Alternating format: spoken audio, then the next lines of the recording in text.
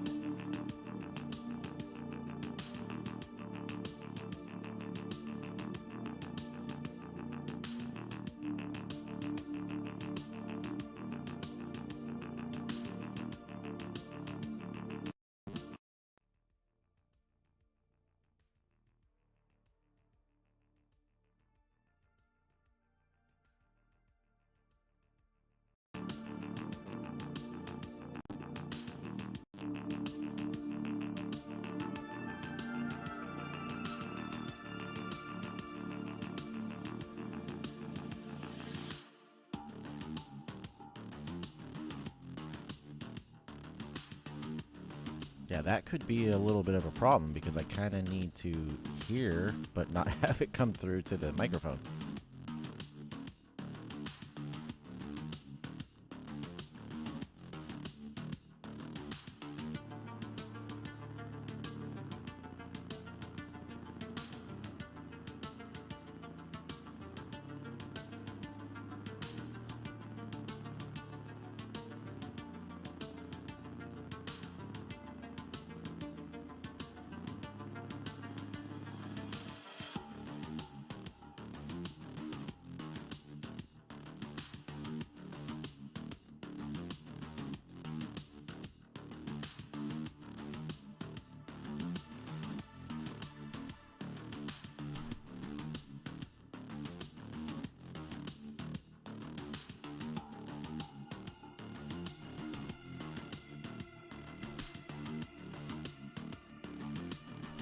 I will have to check that out. I need to go to your channel.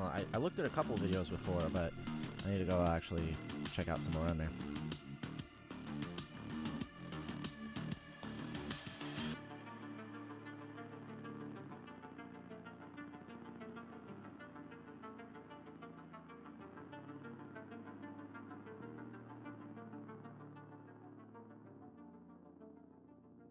So yeah, normally what I do is I plug in my earbuds to my laptop so that I can hear stuff, and then I just go from there. But for some reason, right now when I plug my earbuds in, instead of letting me continue hearing it and then broadcasting it to the stream, it's just completely cutting it off from the stream.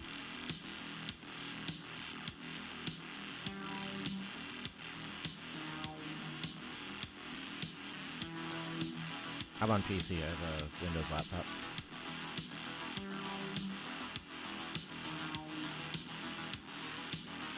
I use Streamlabs, so... Yeah, hang on, watch. I'm gonna plug my earbuds in right now.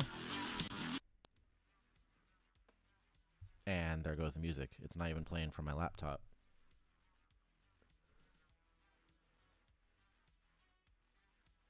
Like, it's not even, like, playing in my earbuds.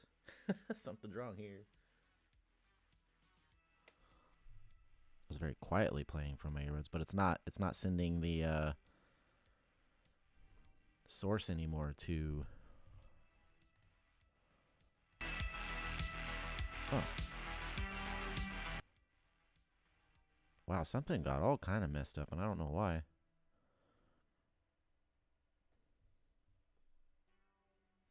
Yeah, I'm going to look there. So what I just did, I muted the volume on my computer, and now it looks like the sound is going back to the stream again, but it's not coming through my headphones. So I can't hear. It's weird. Normally it doesn't do anything like this.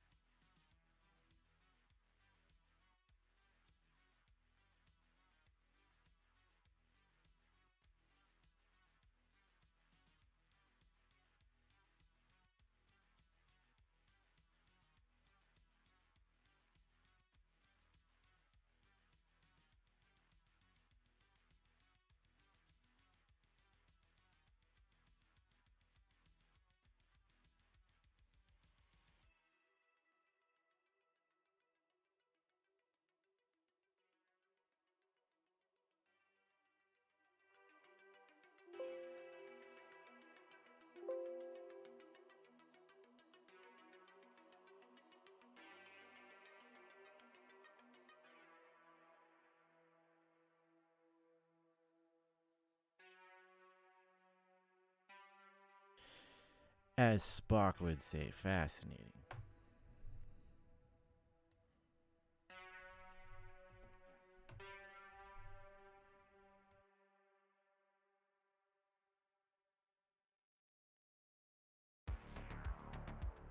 Okay, I think I might have gotten it sorted out. Let me see.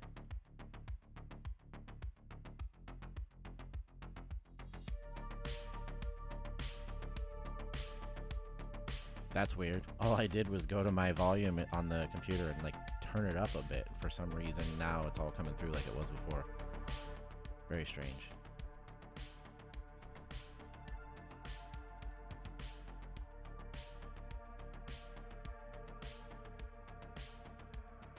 All right, silly technical difficulties aside, how is everyone doing? Welcome to the stream.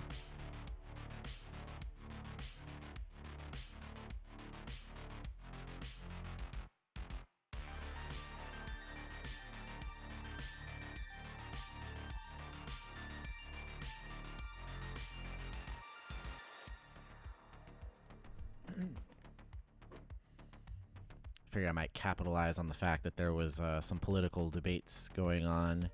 Maybe some people want to get away from that, so hence the clickbaity headline.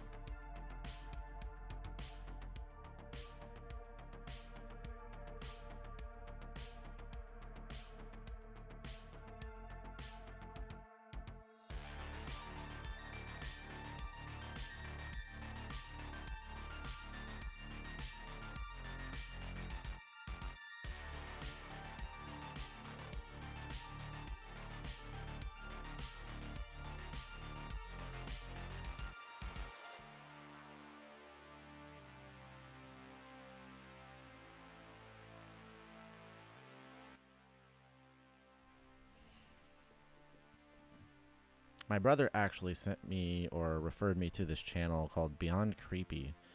I have never heard of them before. I'm sure I came across them randomly in the past. I really don't think YouTube is the right place for clickbait. Are you being sarcastic or?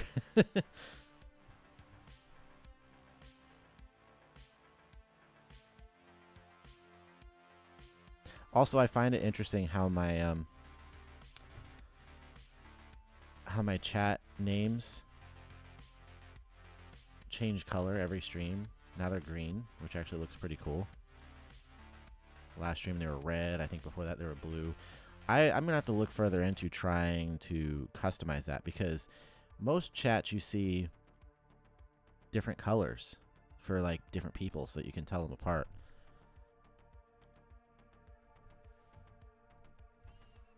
And I have not been able to find a setting for that. Let me see.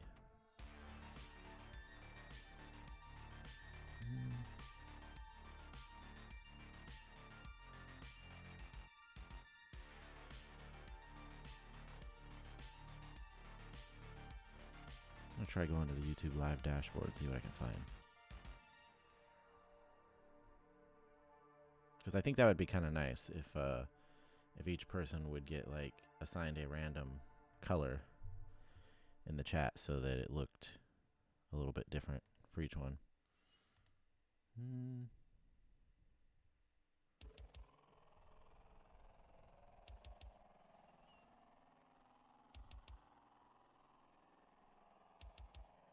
What do you mean for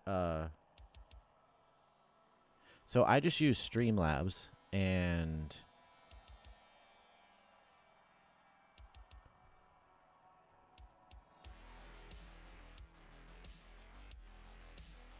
I haven't been able to find anything in the YouTube Studio.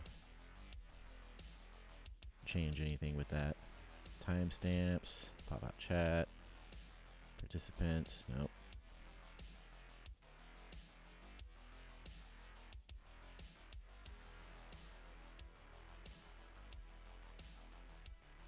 But basically, I currently in Streamlabs, I just use a free preset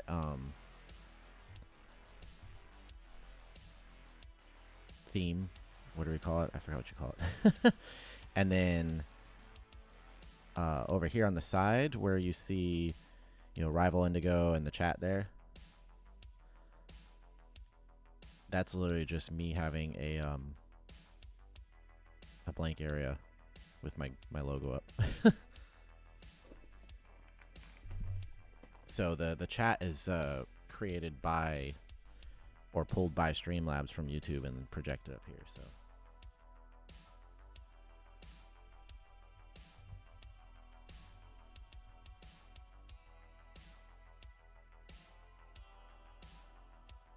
but anyways,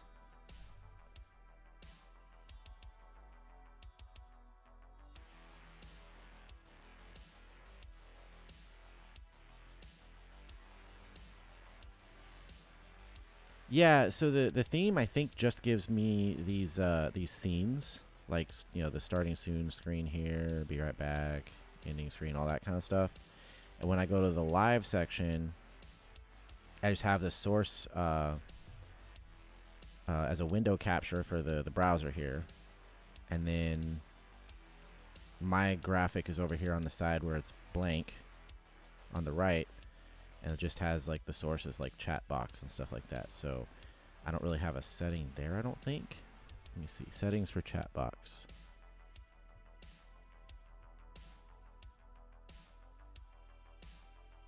Wait a second.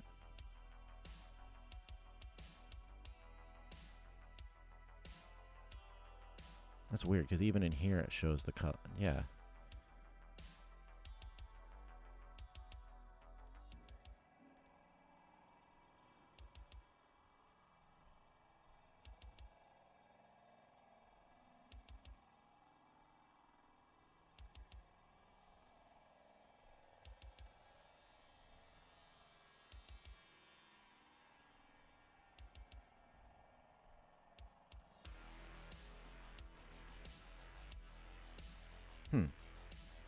Text color. No, that's not it.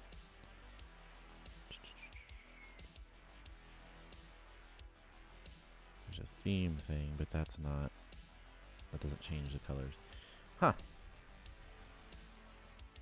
I mean, either way, it works fine. It's just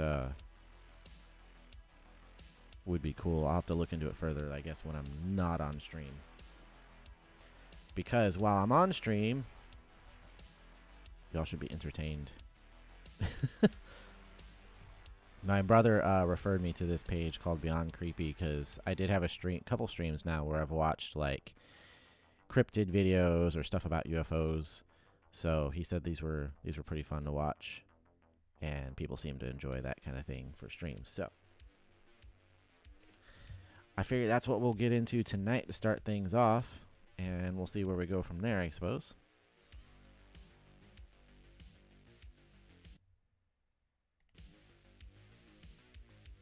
Reduce some of these resources.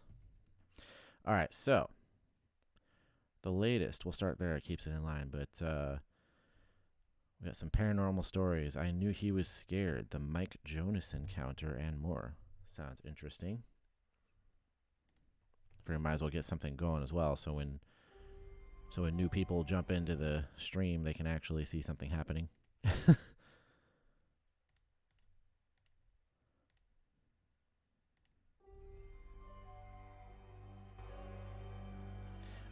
Let me know too on the volume, because from my end it looks like it's good, and when I test and listen to it, it sounds good. So if you guys can let me know if you can hear the video and me clearly, that'd be great.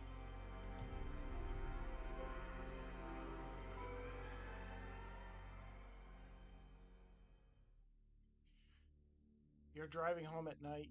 You suddenly realize that you are being followed by something high above. You determine quickly that it's not a plane, nor is it a helicopter.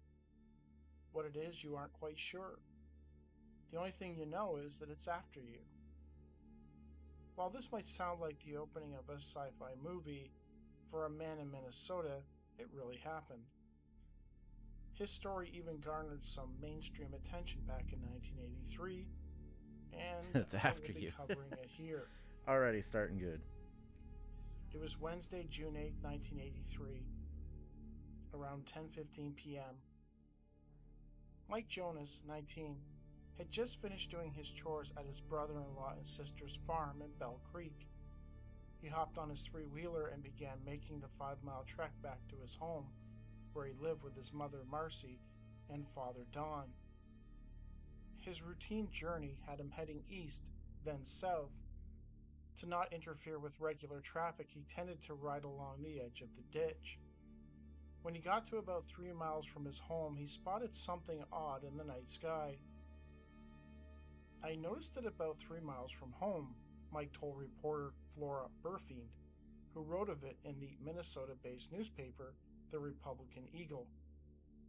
I saw a light behind me but didn't think too much about it. At first I didn't think it was moving. As I went up a hill, I noticed it was getting closer, maybe 100 yards away. The area where Mike was driving was mostly hilly, with curves So in the any road bets on and whether or not rows he of found trees some lining the wild fields. shrooms while he was out there? I looked back as I was going down a hill and around the bend, figuring it would lose me, but it stayed, following at the same distance. I could only see the light. Mike admittedly became unnerved by the strange sight, and actually considered stopping his bike and examining it. He was suddenly overcome with an ominous sense that if he stopped, something awful might happen. Maybe I'll never get home again, he told Burfield. Mike turned south at the crossroad. I mean, I The feel like a lot of object times stopped there's and waited before certain moving across details the left out from some intersection of when it these turned stories. a perfect 90 degrees and began tracking Mike from his right. Mike realized in that moment that the object could not be any kind of helicopter or plane, as its movement was too smooth. He accelerated to 55 miles per hour.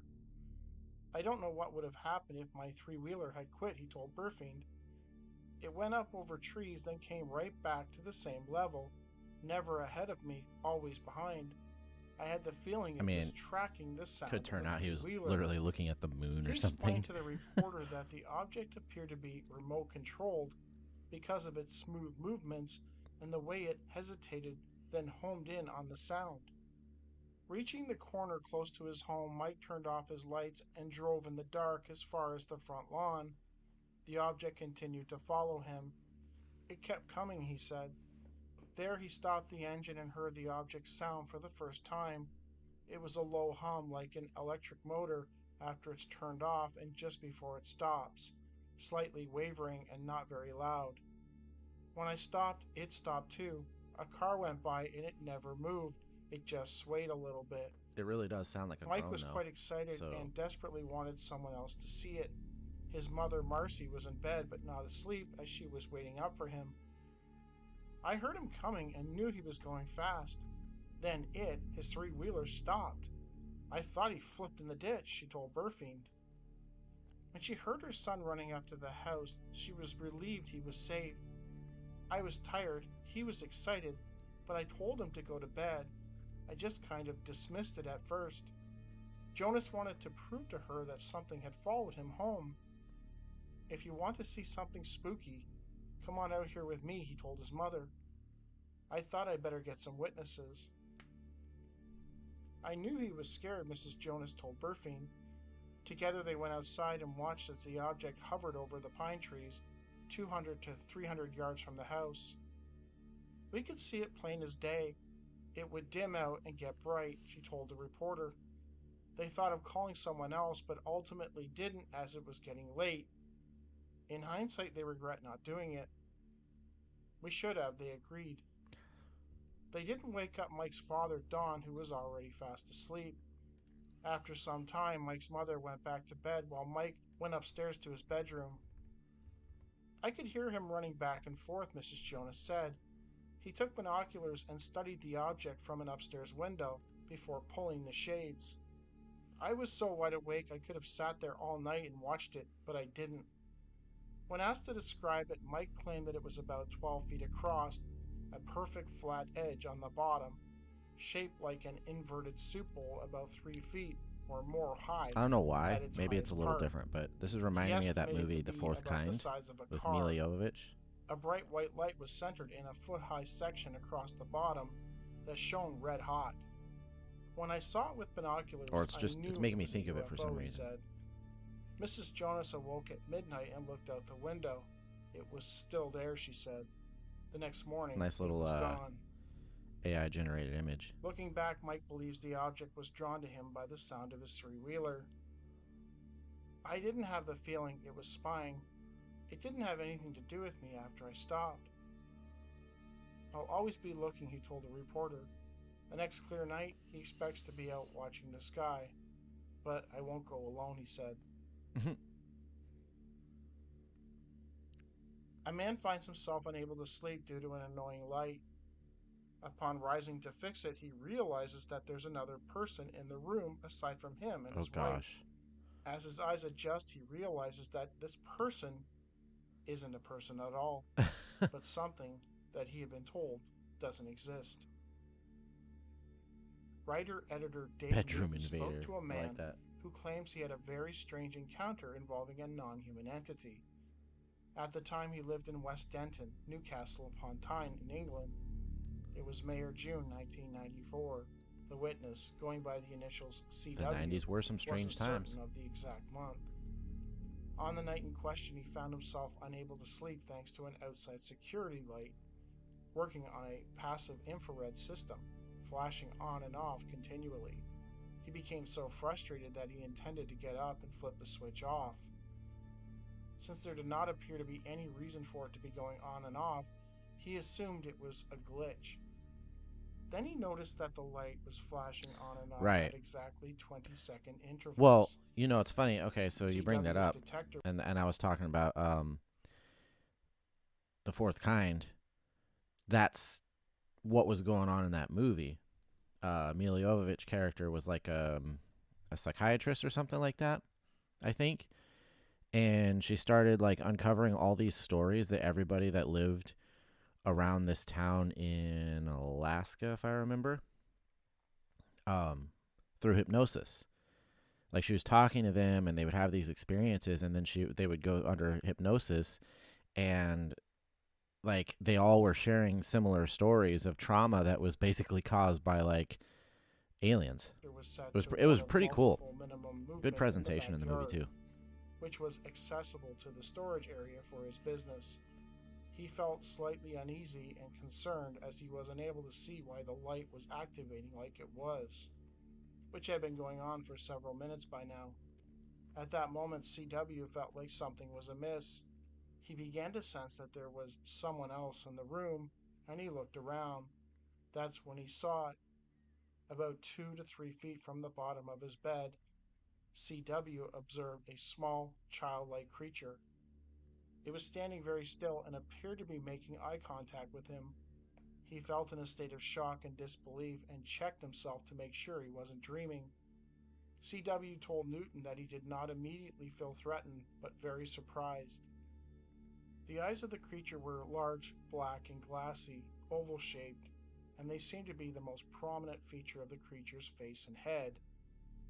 The mouth was very small, and the head looked too heavy for the body. By this That's the time, trailer for the CW movie. felt very uneasy about the whole situation. I started to realize somehow It's that presented it was like as it's a concerned like as it's a I was about it being there documentary and me with looking at it. reenactment. It It's was pretty as cool if how I they had do it it. trapped in my gaze, and it knew that I knew I wasn't dreaming. CW began trying to wake his wife, which only seemed to make the situation worse.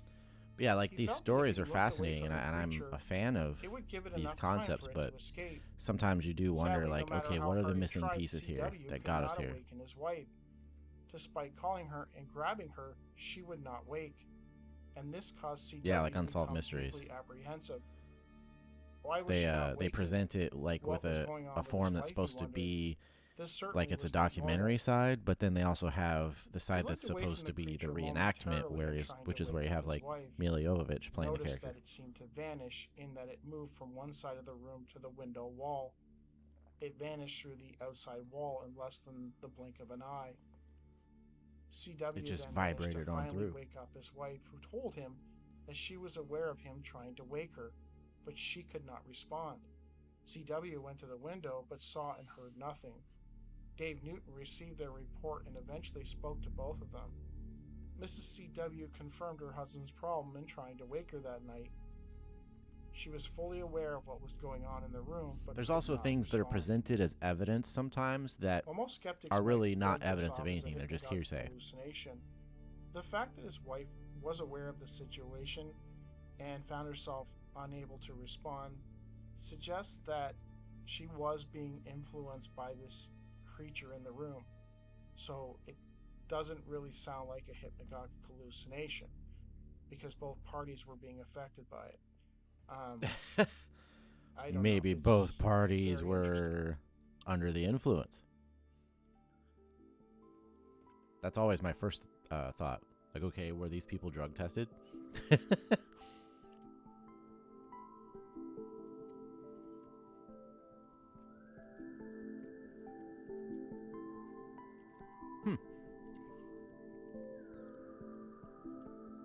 Oh wow, he's got a pretty long credits thing here. Multi-minute, dude. Come on, man. Like good job. It's not a huge channel, you know. The stories are decent, at least in that video, and it's presented well. But don't pad out your video with like 3 minutes of credits. Like half the stuff that he's showing in the credit there can just be in the description. So the ones I like, yeah, and that's fine. Like do that, but like I said, 3 minutes or so. That's a lot. It's a lot of time.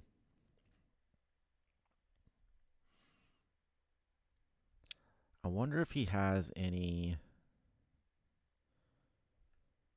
Because I like some of the cryptid type ones, like the stories you'll hear from like, you know, the Northwest, the Pacific Northwest type stuff. But I mean, obviously UFOs are cool too.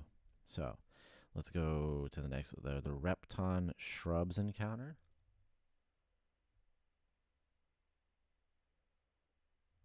Well, and I have no problem. Like, let me make sure. I have no problem with people monetizing, with people having a sponsor, with people having Patreons, like all that kind of stuff, right? If there's a benefit to the viewer with like Patreons and memberships, you know, that kind of thing, then that's really cool. And it's their money. It's up to them to spend it, right? And then some people, they are trying to move this from simply being a hobby to being something where, it's a side gig. And I'm cool with that because, like, I hope to do that too. But yeah, don't beg and don't make it like the front and center part of your content, Beyond Creepy presents the Repton Shrubs Encounter. Sounds like an old Star Trek episode. Like the original Star Trek or something.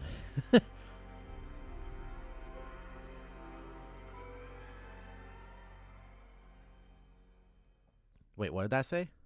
Night of the Seaweed People? I read that right. Night of the Seaweed People. All right, this should be interesting. Anyone who follows the paranormal and cryptid reports will no doubt have heard of some very strange entities. Okay, cool. Cryptid Entities stuff. that almost defy description and stand out as just plain weird. In this video, I will be covering 2 such reports. I hope you enjoy.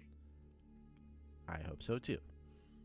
Quidavac Lichard, a regular contributor on the Travel Channel show The Alaskan Triangle, interviewed a guest on his podcast Xeno Hunter. The guest asked that his real name not be used, so he was introduced as John Doe. He claims to have had a very strange experience in Hawaii, the where Dolce he lives base? and works. I'm probably saying that wrong.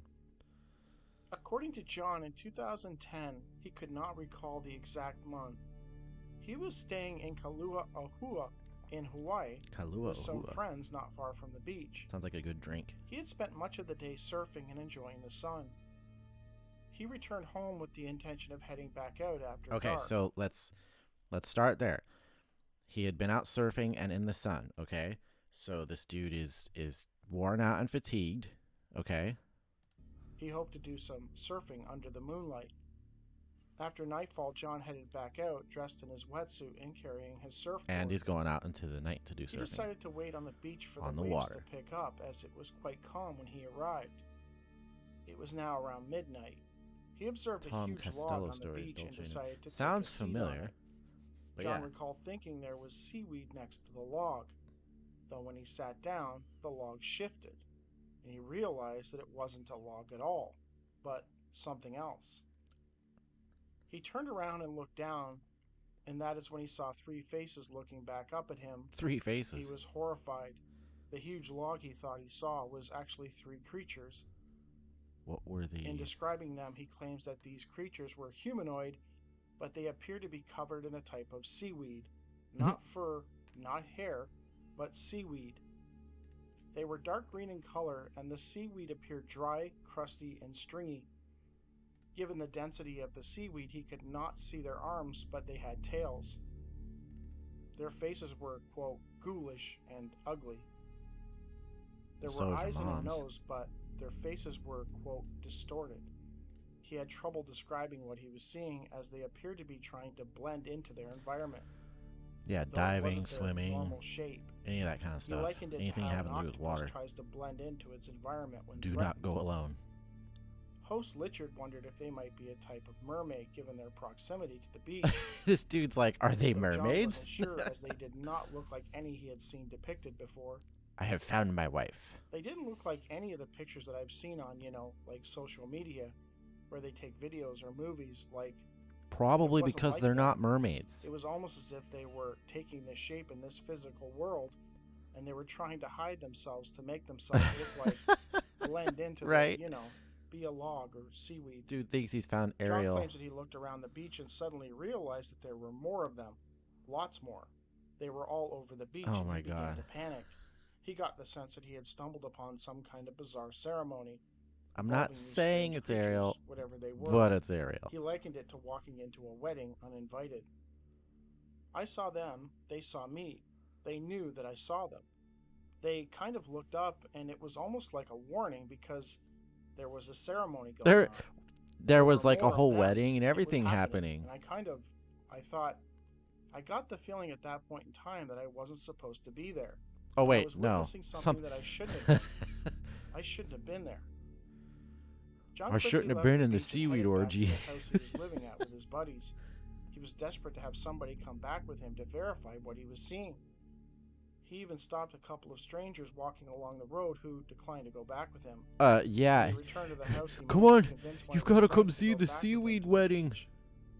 The friend Like, agreed and bro, told him he would what did meet you him there smoke? after he finished what he was doing. Happy that he found somebody who might be able to corroborate his story, John ran back to the beach just in time to see the creatures heading back out into the ocean. Oh, maybe the He tide could came only up see and their washed backs away and the their clumps of tails at this seaweed point. that you were He then stumbling began to over. hear a high-pitched singing. I heard them singing to me, which was weird. Oh my They god. were trying to lure me into the water, and I remember walking out onto the beach because I was almost in a trance walking to them, and there were numerous. I don't know exactly what had happened. What I experienced was there's like these little black balls that started attacking my legs. So, What the? thank goodness, I was only, maybe up to my ankles, maybe shins in the water. And so I was so close to the shore that I was able to turn around and kind Probably of some run little away and crabs snap out of it. nipping at his toes. Because what it felt like they were attacking me. That's just all I can say. You know? As he Yeah, walked down the beach, his friend who arrived became concerned, I as would too. John's legs were quite red. Back at the house, he and his other roommates checked his legs. They thought that he might have been stung by jellyfishes and was hallucinating. Yeah, They quickly drove him to the hospital that's where he was probably examined the by a most doctor. likely scenario here. John did not know what the black things were that were attacking him, but he knew that they were not jellyfish. Curiously, at the hospital, the doctor asked him numerous times if he had been stung by a jellyfish. They held him for observation overnight. The doctor I think they attributed needed his to hold him a injuries little to the longer sea, for but noted observation. that it wasn't a That's... jellyfish that caused his wounds. What it was, they did not tell him, possibly because they didn't know themselves. Looking back, John believes that they were a type of mermaid or sea creature. He didn't know exactly what they were, and he never John saw them sounds again. very Californian. In the May-June 1998 edition of Omni magazine, researcher Omar Oh, we're Fowler past that story? wrote Okay. So yeah, I'm thinking that dude, he was out surfing. He was out surfing. He grew tired and fatigued. He wanted to do his nighttime surf. He came back, he took a nap and maybe a little something else to relax. And then he went back out at night. You know, you're talking the ocean under the moonlight. You already were out in the sun and surfing earlier in the day. I don't know. I feel like if he was even slightly under the influence of something and he was all worn out, his imagination could have been messing with him. And yeah, maybe he stepped out there among some jellyfish or some other crap in the ocean. But of pretty a funny. forestry worker's encounter with a truly bizarre creature, one that, as far as I know, has never been written about before or since. Kevin Fowler opted not Hey, to Traveler. disclose Yeah, his last name. I'm just going from Claims that like in the latest down for the 1977, moment. he was with two friends in Willington near Bretby in southern Derbyshire, working on fixing a motorcycle, when suddenly a large light appeared over some woods situated about 2 miles to the south of them. The three witnesses stood and watched for several minutes as the light hovered there in the sky. Then three white lights detached from the main light and dropped down into the forest. The remaining light shot off almost vertically and left a streak of light behind it. It disappeared very quickly indeed and was lost in the clouds. We couldn't do anything about it, so we just looked at each other and then carried on working on the motorbike, Kevin told Fowler. Sounds like a rational decision. The men determined that the area where the lights were observed coming down was Repton Woods near Bretby Village. Curiously, Fowler noted that area had been the scene of several unexplained phenomenon reports and strange lights. Yeah, I mean, like some of them, I believe, like the guy thinking he went to a seaweed orgy. I think he probably did. Or, I mean, sorry, I think he, well, now that I think about it, but I think that in his mind, that's what he thought was going on and maybe even participated. But I don't think that's, I think if an outside viewer saw what was going on, it would have looked a little different. I used to work in there, Kevin told Fowler. I used to work for the Forestry Commission, and I used to be there from 6:30 in the morning. It's an eerie place. That's There's an interesting way to say animals in there. 7:30. You rarely see one when you're walking about. Kind of like it, though. It's not a very hospitable place. About a year later, in the summer of 1978, Kevin was working in the Repton area with a student who was on loan to the Forestry Commission. As long as these stories it was just after midday, stay clear of the daylight summertime, 60s, the sun was they're a quite little high bit in more the sky, believable. and it was rather warm. We were cutting inspection tracks through the trees so that the forester could walk down through them without getting his uniform scratched or whatever. And we got about 10 to 15 yards into the trees off a main Pebble Rock drive. Then there in front of me it stood looking at me. It was sideways on, but its head was turned left to look at me. Kevin claims that in that instant he observed a bizarre creature unlike any he had ever seen before. A creature that honestly shouldn't even exist, yet there it was. Well, I It mean, was how do about we 4 know if feet it shouldn't high, and the exist or best not? I can describe it is a fox on two legs. It was brown in color, Okay. had short little hands like So this dark dude's a little furry. hands, and its back, it was like solid. It wasn't fur, sloping down to the ground, almost like a locust folded in wings. It didn't make any noise, and it had dark eyes, and it was walking through the trees towards where my friend was, and I shouted, "Stephen, there is something coming your way." And I could see it moving through the trees, but it wasn't pushing the branches out of the way. Hmm. Kevin found it quite bizarre as the foliage was dense and thick, hence their reason for being there, to cut a path through the trees, yet this creature Not a moved bad through them drawing, though, for with someone virtually just no trying to trouble at all. describe some crap It they was saw. very odd, he told Fowler. I ran back up my inspection path towards Ian, another forestry worker. I pointed to our right-hand side. It hadn't caught up with us, as I had run across. Then we both saw it as it came on an angle towards us. Then it veered away slightly and started walking down into the ground, as if it was going down steps. Hmm. It was very odd. There was nothing there to our eyes. There was no tunnel entrance into the ground. It was just getting smaller. There was just the head, and then that disappeared. I mean, it was unbelievable. It made the hairs on the back of my head stand up. It sometimes does when I tell it, the story, again. But it was a few years ago now. I can draw a sketch. I have done many a See, time these for aren't. people who laughed, of course, but it's I don't not know. the kind of thing you I want like to these mention to people anyway. cryptidy. Okay, but these cryptid style ones a little bit more than some UFO stories, because I feel like some UFO stories it's just, oh, there was lights in the sky and stuff. And I mean, I know I've told a story like that, but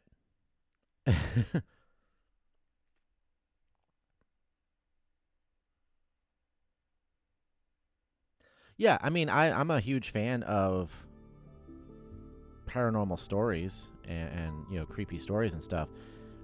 It's just also fun to kind of pick them apart. I actually do want to look up. So we got Beyond Creepy. I remember that. Gen X brought up something. Tom Costello stories. If I can learn to use my keyboard.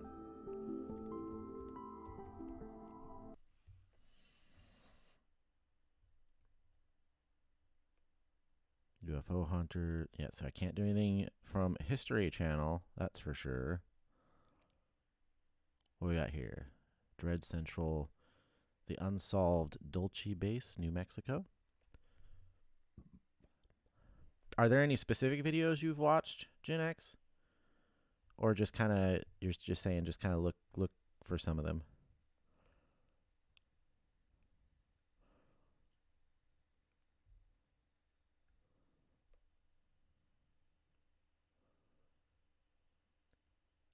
Yeah, I mean, like, the thing is I 100% believe that that there are aliens, obviously, because we exist, so therefore there are other things in the universe, and that it's quite possible they've been here.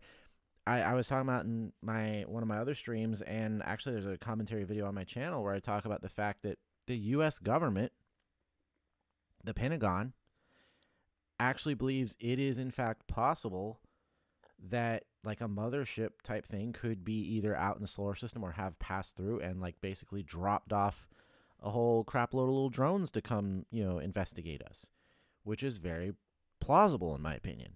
However,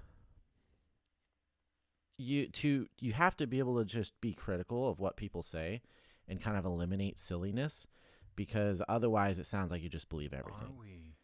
And I would rather believe very few things and have them be believable than believe everything and it just sound like you're gullible, Alone in the universe.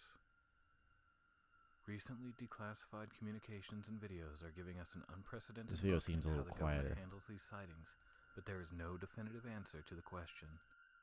No matter how much grainy footage is released, we still don't know what might be in our skies. In 1979, Paul Binowitz was trying to solve this timeless question.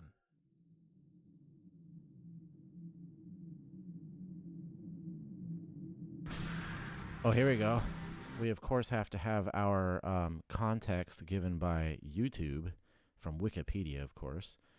Dulce Base is the subject of a conspiracy theory claiming that a jointly operated human and alien underground facility exists under Archuleta Mesa on the Colorado/New Mexico border near the town Dulce, New Mexico. Maybe it's Dulce. Dulce? I'm sure they said it and I missed it. Anyways, I don't think this is like an actual TV channel. Yeah, 70,000. Okay. Because I know that the stream will get knocked down by History Channel or any of those people. So I had that happen last week. I was watching some UFO stuff from History Channel, and I suddenly had the screen went black on my TV, and it said stream suspended for policy violations. I was like, oh no, what'd I do? Once I got off the History Channel stuff, they returned it though.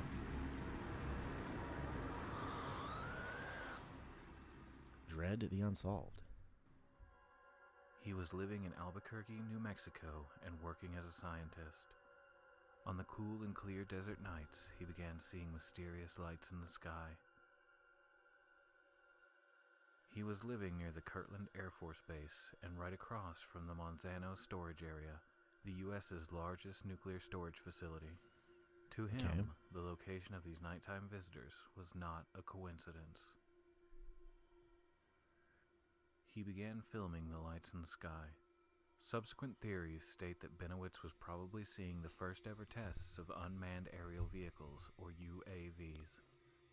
Whatever he was filming, theories say the government needed him to stop. Binowitz was undeterred. In the years that followed, Binowitz would discover one of the biggest conspiracies in ufologist circles. I like that. The more That's a Binowitz word, discovered, ufologist. the farther he spiraled down into a dark and inescapable place. Was Paul Binowitz mad, or did he find something that was never meant to be found? Dun dun dun. The story goes that Binowitz had somehow accidentally tapped into an encoded communications line at the Kirtland base. He was receiving genuine coded messages. He was sure that the messages were extraterrestrial in origin. Binowitz soon received a top-secret communication. He never divulged where it came from, but it told him that there was a secret underground base in Dulce, New Mexico. Okay. In the halls of ufology, Dulce Base is a very real and very dangerous place. An underground joint base shared by extraterrestrials and the U.S. military. It's home to inhumane and cruel human experimentation. In the years since Binowitz's discovery, many people have come forward to claim that they have been in the Dulce Base. Theories say Binowitz was being misdirected. Spartacus. His focus on Dulce pulled his attention away from Kirtland. Many believe that Air Force counterintelligence officer Richard Doty was the man who fed Binowitz the information about Dulce. Many believe Like that he was after trying to Binowitz expose it. discovered the encoded communications at Kirtland, that Doty was put on him to make sure he believed he was dealing with aliens. Oh, okay. It would have been a huge blow to Cold War America if Binowitz started leaking legitimate state secrets. It was much easier to just let Doty push Binowitz further into his alien theories. True. You gotta remember that's also a possibility. In 1988, Binowitz wrote a paper called Project Beta. It detailed how exactly to go about attacking and exposing Like there's Dulce two Base. sides. There's always two sides to these things, right? It's very easy for us to believe that there's misdirection away from the possibility of there being like aliens or UFOs or whatever, right? But sometimes, like, we have to remember that it could possibly go the other way too. Like, Area 51. Like, we all know Area 51, super interesting, super top secret. Hell, I've seen times watching meteorology, like me watching weather. This is back when I lived in Idaho, and I remember seeing that over Area 51 in Nevada on like a radar thing where they were showing the clouds and stuff. That suddenly, like, there was a blank spot that appeared over Area 51. I was like, whoa, that's creepy. But we have to remember, sometimes they want to misdirect us away from actual, like, state secrets. And it's pretty easy to do that with, like, alien stuff. He took this information So to the there's Aerial two Phenomena sides to the Research coin, always. Organization, who brushed him off as a delusional paranoid. From 1979 through 2003, the alien visitations to Benowitz became more frequent and intense. He reported seeing orbs of light in his home. Oh boy. He repeatedly complained of daytime alien flybys. He would produce strange wounds on his body and claim that he was being injected in his sleep by aliens. None of the evidence has ever been corroborated by trusted witnesses. Benowitz couldn't handle the stress. He wasn't eating, he wasn't sleeping. Every day had become a fight for survival against an enemy that most people didn't even believe existed. Benowitz was committed to a mental institution no less than 3 times before 2003. He began correspondence with Krista Telton, an alleged alien abductee who believed her child was of half-alien ancestry. There's only 2 places I'm superstitious at all. With Benowitz That and is other alleged baseball were published in her and book, serving. The Benowitz Papers. This book claims that Dulce was... Like, in baseball, there's all kinds of superstitions, and they are true. There really is, things that cause rallies and slumps and,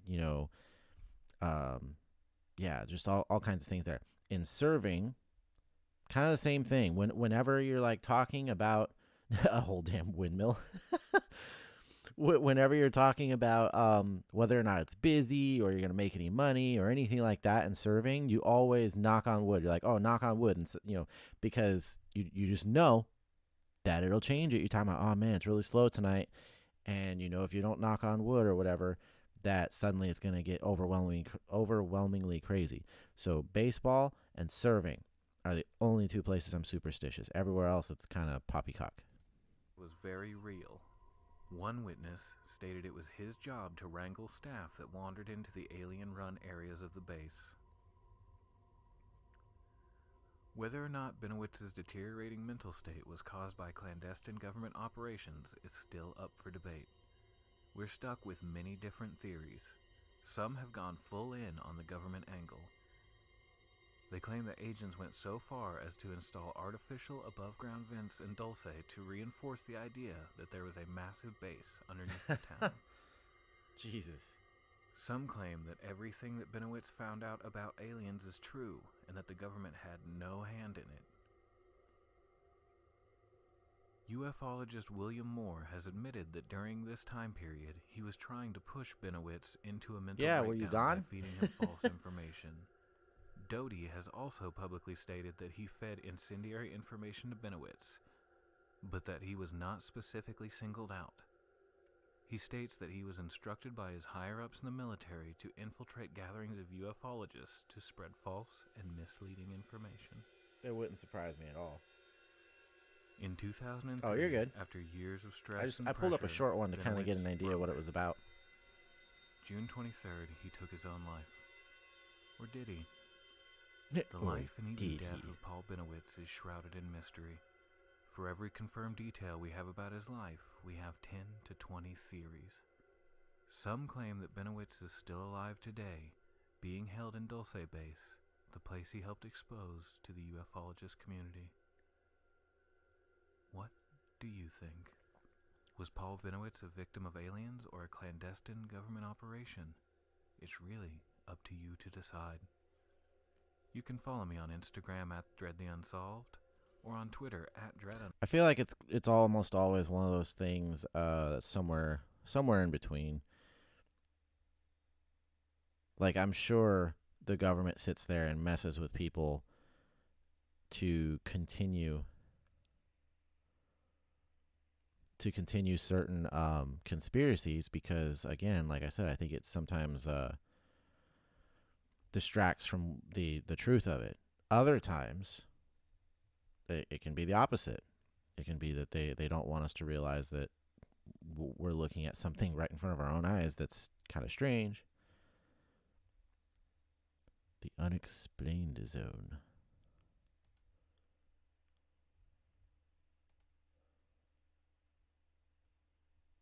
He was working from home, offered to take him. That's weird. Oh no, this is History Channel. Wait, or is it? It looks like. We're in Dulce, New Mexico. Yeah. Nope, nope, nope. Nope, nope, nope.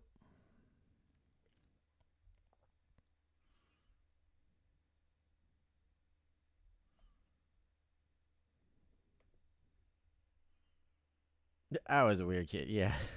I'm going to call this place in this UFO conspiracy.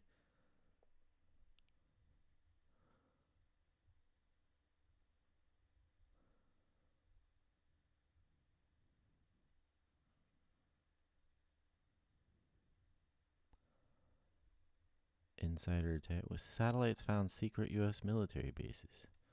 That sounds interesting.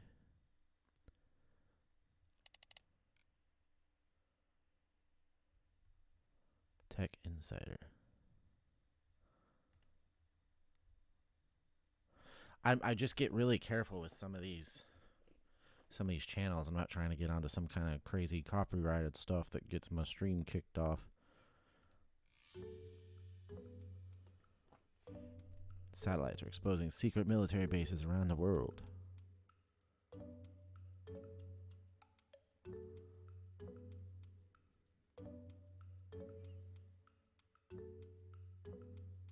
Active Auroral Research Program.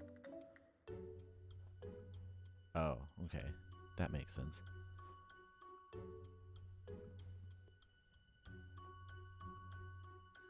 The 90s were like the 60s, but less druggy.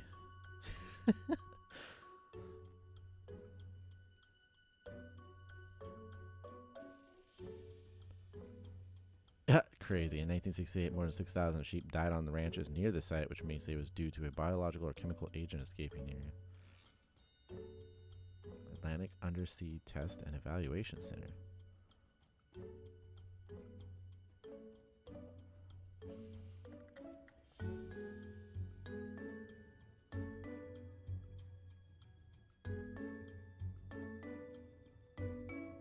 It's so funny how, because these are secret U.S. military bases, but they're like all over the world in other countries.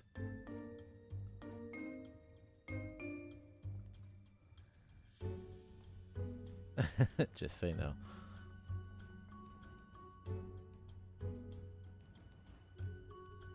Leave your browser open.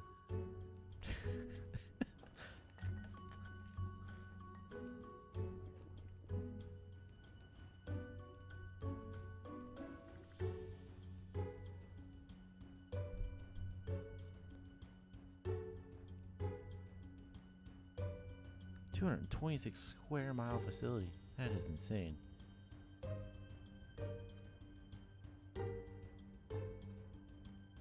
Huh. First 30 days of conflict. That's crazy. Bet you we don't have a lot of that there now. With like Ukraine and stuff. Let's not get into politics. Alright, so I wanted to see a little bit more about this Dulce, but a lot of it's this crap. Huh. Let me just look up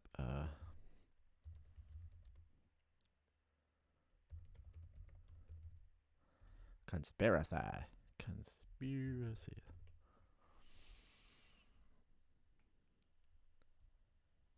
History Channel. God, man.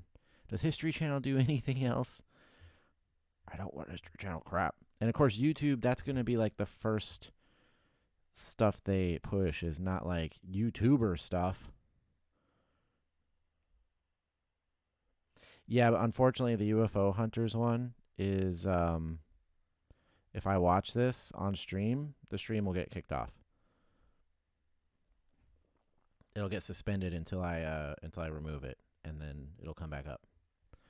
Because anything, like I did this before, I was watching something UFO related or whatever on history, um, unsealed alien files.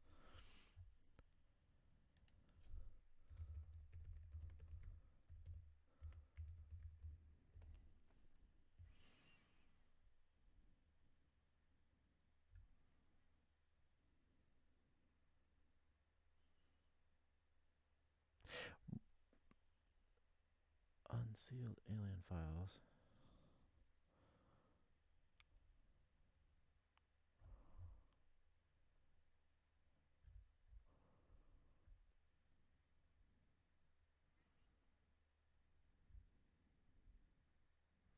Man, why does it all have to be this corporate stuff? That's really annoying, actually.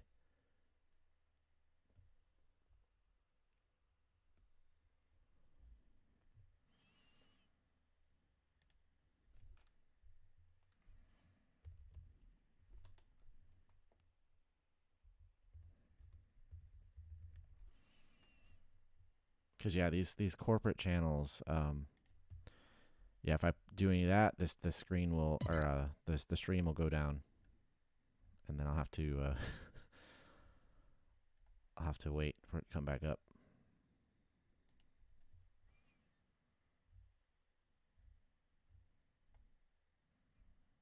All right, so unsolved mysteries. Yes, they actually do. I followed them. I used to follow them on Twitter.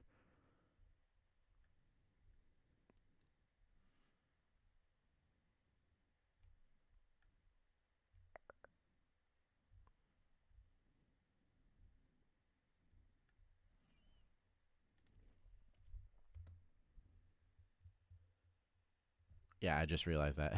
I was like, oh, I should search within the channel.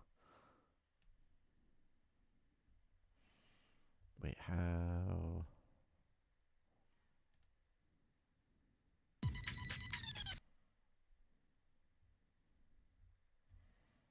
Wait, I know how to do that on the app. I don't know how to do that in the browser. There we go.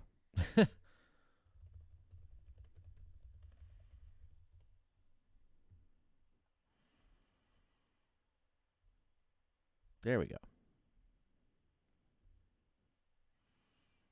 Yeah, I guess we could try one of these and see if we stay on the air. Ooh, second skin. That's interesting. Secret Space Force.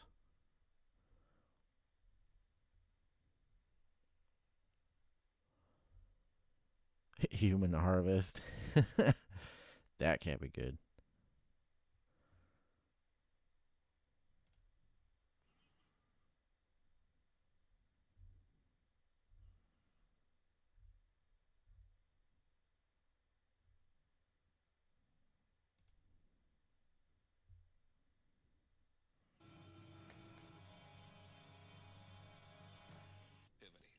Ufologists believe that when there is a crash, the government immediately takes all evidence to underground bases so they can reverse engineer the technology for use in military systems. People have seen actual UFOs, flying saucer, whatever, going into the lagoon or coming out from the lagoon.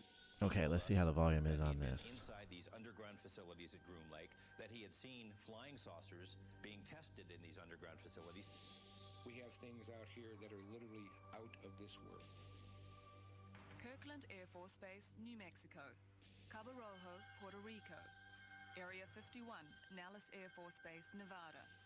All of these diverse locations are rumored to house alien technologies and secret underground facilities. Many experts speculate that these secret bases are used to house captured alien spacecraft, and that extraterrestrial beings have been taken there. What really goes on at these underground facilities is totally shrouded in secrecy. It's so crazy how these like shows, the editing and presentation is so different in the 90s than it is now. Projects which the Department of Defense considers so sensitive and so secret that they don't even reveal their existence. As far as the public is concerned, they don't exist. Unbeknownst to the general public, in order to conceal these covert activities, huge underground installations have been dug deep into the earth to keep prying eyes at bay. Because of their black program status, some researchers believe these underground bases house research and development facilities for recovered alien craft. In southern Nevada, one such underground base is alleged to exist. Known as Area 51, this top-secret installation fosters... See, I actually often believe Area 51 is kind of like just one of those ones where I feel like it's more of a distraction. Area 51 is the most classified government installation in the free world. It is the premier testing facility for every black program that the United States government and some of its allies want to test. But spy planes and stealth bombers are only the beginning. Bob Lazar, a former government scientist, came forward Bob and Lazar, said, yeah. I worked on these things. We're reverse engineering alien technology. We're taking apart flying saucers to figure out how they work. Who's the guy that did Coast to Coast? Maybe what residents in southern Nevada have been viewing for the past 30 can't remember his years. name. What I saw was 4 to 5 pewter, silver, circular ships. But I've always there's always been a couple stories from his broadcast back in the day that were a little chilling. Even if you're like, well, yeah, but is this fake? It was still like it was good. People who don't know each other, all essentially telling the same story. Art Bell, yeah. Of these programs could explain the post-Cold War tightening of security around Area 51. The perimeter is continually patrolled by a paramilitary unit wielding By Toyota Land Cruisers. There are motion detectors in the ground to determine when people are trying to come in. There are ammonia detectors that can detect the ammonia scent in human skin. There are planes, there are helicopters, there are guided missiles. They could shoot you right now, drag your body in there, and there isn't a law enforcement Yeah, because Art Bell agency passed away, right? in this country that can go and retrieve your body. Our research also indicates that the government has expanded activities to bases outside the continental U.S. On the Caribbean island of Puerto Rico, a myriad of UFO activity has flourished since 1987. Most of it has been centered here at the Laguna Cartagena outside Cabo Rojo. Although there have been thousands of witness sightings, the local authorities and the U.S. government continue to ignore the reports, fueling the belief of many residents here that a cover-up, perhaps even a conspiracy, exists. Yeah, but sometimes I think that that's the smarter thing to do. If you don't want to draw attention to something and people keep claiming stuff is going on, just ignore it. Because half the time, you saying anything about it just kind of makes it sound like you're trying to cover it up. Kind of underground base beneath the lagoon or this area? There's something very important going on here. Something is down there. Maybe some type of alien facility that has been there for many years. People have seen actual UFOs, flying saucer, whatever, going into the lagoon or coming out from the lagoon. We saw the wall of the lagoon illuminate, and in the dark, something emerging from the water. Mr. Carday, you were out fishing one morning. Can you tell me what you saw? It's 5:45 in the morning. I see That 90s hair. The bulbos. Minute later, I see the flying up that go out the water, and it stay 20 seconds in the air. After this, I take my camera and take the picture. In analyzing Mr. Carday's photograph, there's no evidence of a hoax. Doesn't appear as though it was a mistake in the film lab, but there's nothing that has edges on it that we can test with a computer. All we could test for was whether or not it was misty or moving, and it seems to be one of those. Another eyewitness, Amore Rivera, adds to this incredible story his own tale of abduction and detention in an underground facility. So you believe this was an underground base underneath the sea that you were taken to? Yes, it looked like an underground parking lot, sort of. It didn't have no windows, it didn't have no doors. From there, I lost consciousness and I woke up in this car, and I was in an area right near the Laguna Cartagena. And at this moment is where I hear the jets flying overhead, and they're making a lot of noise. And I look up to see the jets. What I saw was a huge round disc object, and I snapped these photographs. We found in this photograph, looking at the edges, looking at light reflectivity, the angles, the proportions indicate that I always love these little in these 90s shows back in the day.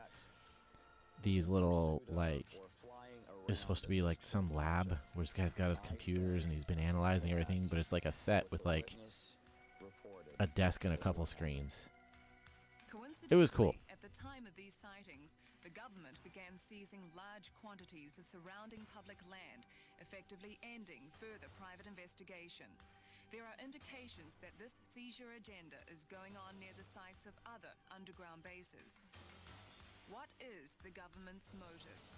What if all of us in the world discovered that we were threatened by a power from outer space?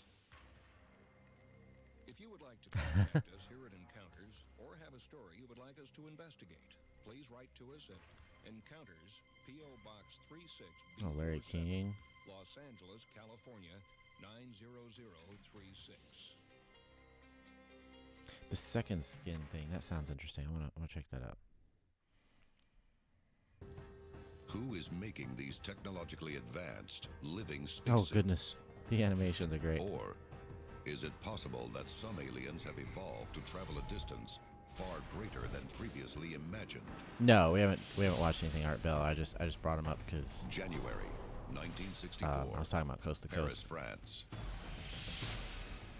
Retired Army Command Sergeant Major Robert O. Dean is given NATO's highest top-secret clearance while stationed at the Supreme Headquarters Operations Center. So Army Command Sergeant Major Robert Dean in 1964 is given this document. And this document is written by just about every NATO representative that we have. This video is a little louder. And in it is disclosed a crash where 12 bodies were recovered. One particular case catches his attention. The case contains pictures detailing a 30-meter disc that crashed in Timmensdorfer, Germany, near the Baltic Sea in 1961.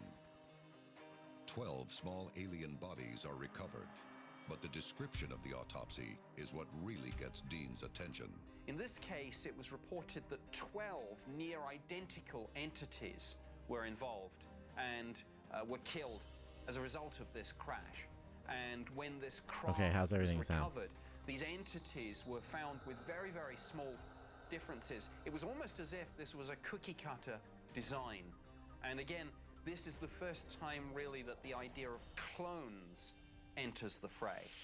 Are some aliens mere shells or clones with an artificial consciousness? Could this be why many apparently eyewitnesses Traveler report robotic and biological is having behaviors during interactions close with encounters? interdimensional beings while he's in the bathroom. Coming up, the artificial nature of alien biology has some experts questioning new technology and the future of the human body. The future of the human body.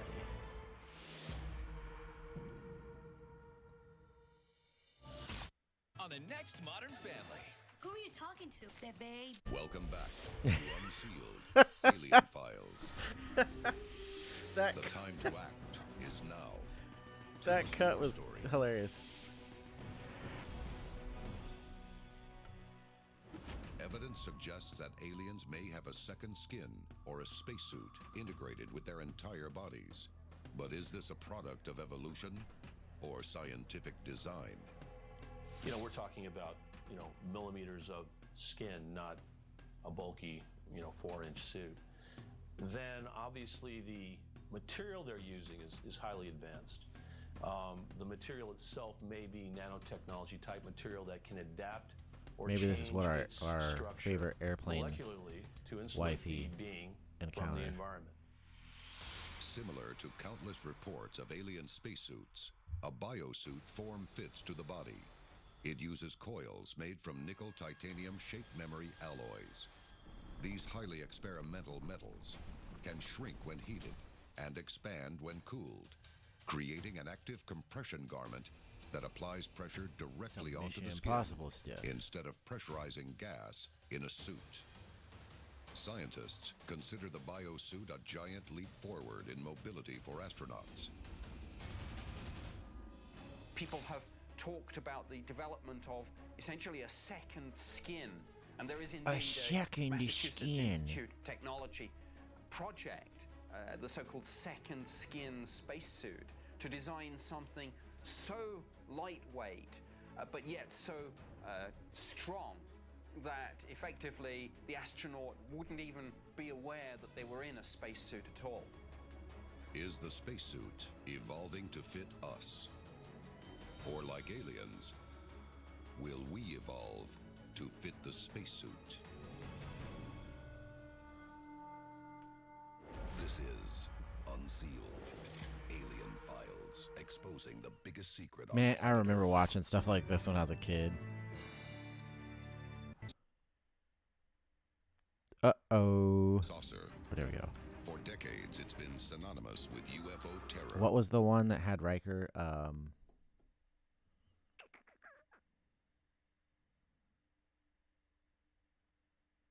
Was that that wasn't Unexplained Mysteries, was it?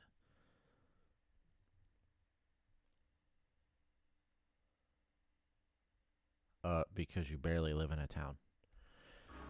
But millions of reported encounters, in fact, tell a very different story. Slowly but surely, saucer sightings have been on the decline. Fear has taken a new shape. Black triangles. No, not TNG. Penetrate the world's highest it was one of security these kind of shows. And our most powerful weapons have proven But Jonathan Frakes was like the host of it, and I think it's rather obvious that the United States did the same military thing, and told government stories keep that were it a kind of secret. similar, like I think the Unexplained reason Mysteries is type simple. things. Fear. What are black triangles? What are black triangles? Well, it's a shape that's in a color. Lurking in our skies. And most importantly, Oh, Beyond Belief? Are they here? Yeah, that was a good one. Join us as we track the rise of the black triangles on Unsealed Alien Files. I don't think it was fact or fiction. A global effort has Beyond Belief begun. sounds more. Secret files hidden from the public for decades, detailing every UFO account, are now available to the public. We are about to uncover the truth behind these classified documents. Find out what the government doesn't want you to know. Unsealed Alien Files, exposing the biggest secrets on Yep, planet it was Earth. Beyond Belief, fact or fiction. Jacksonville, That's why. Florida, October 27th, 1967. Flight instructor Charlie Little and 3 others are flying at night over the Atlantic coast when they catch So sight of both a of your bright light answers were correct. closing on their aircraft. Fearing a mid-air collision, Little descends to 6,500 feet. But the maneuver appears to only make matters worse, as the pilot now finds his craft pursued by 6 lights flying in perfect horizontal formation. Little and his passengers watch in terror as the lights rush toward them. They brace for impact. But the fateful moment never comes. Instead, the flyers find themselves enveloped in a green light. Outside, they see a massive triangular UFO with sides measuring over 200 feet. Seconds later, there is a blinding flash, and the triangle is gone. The pilot can't believe what he's just seen.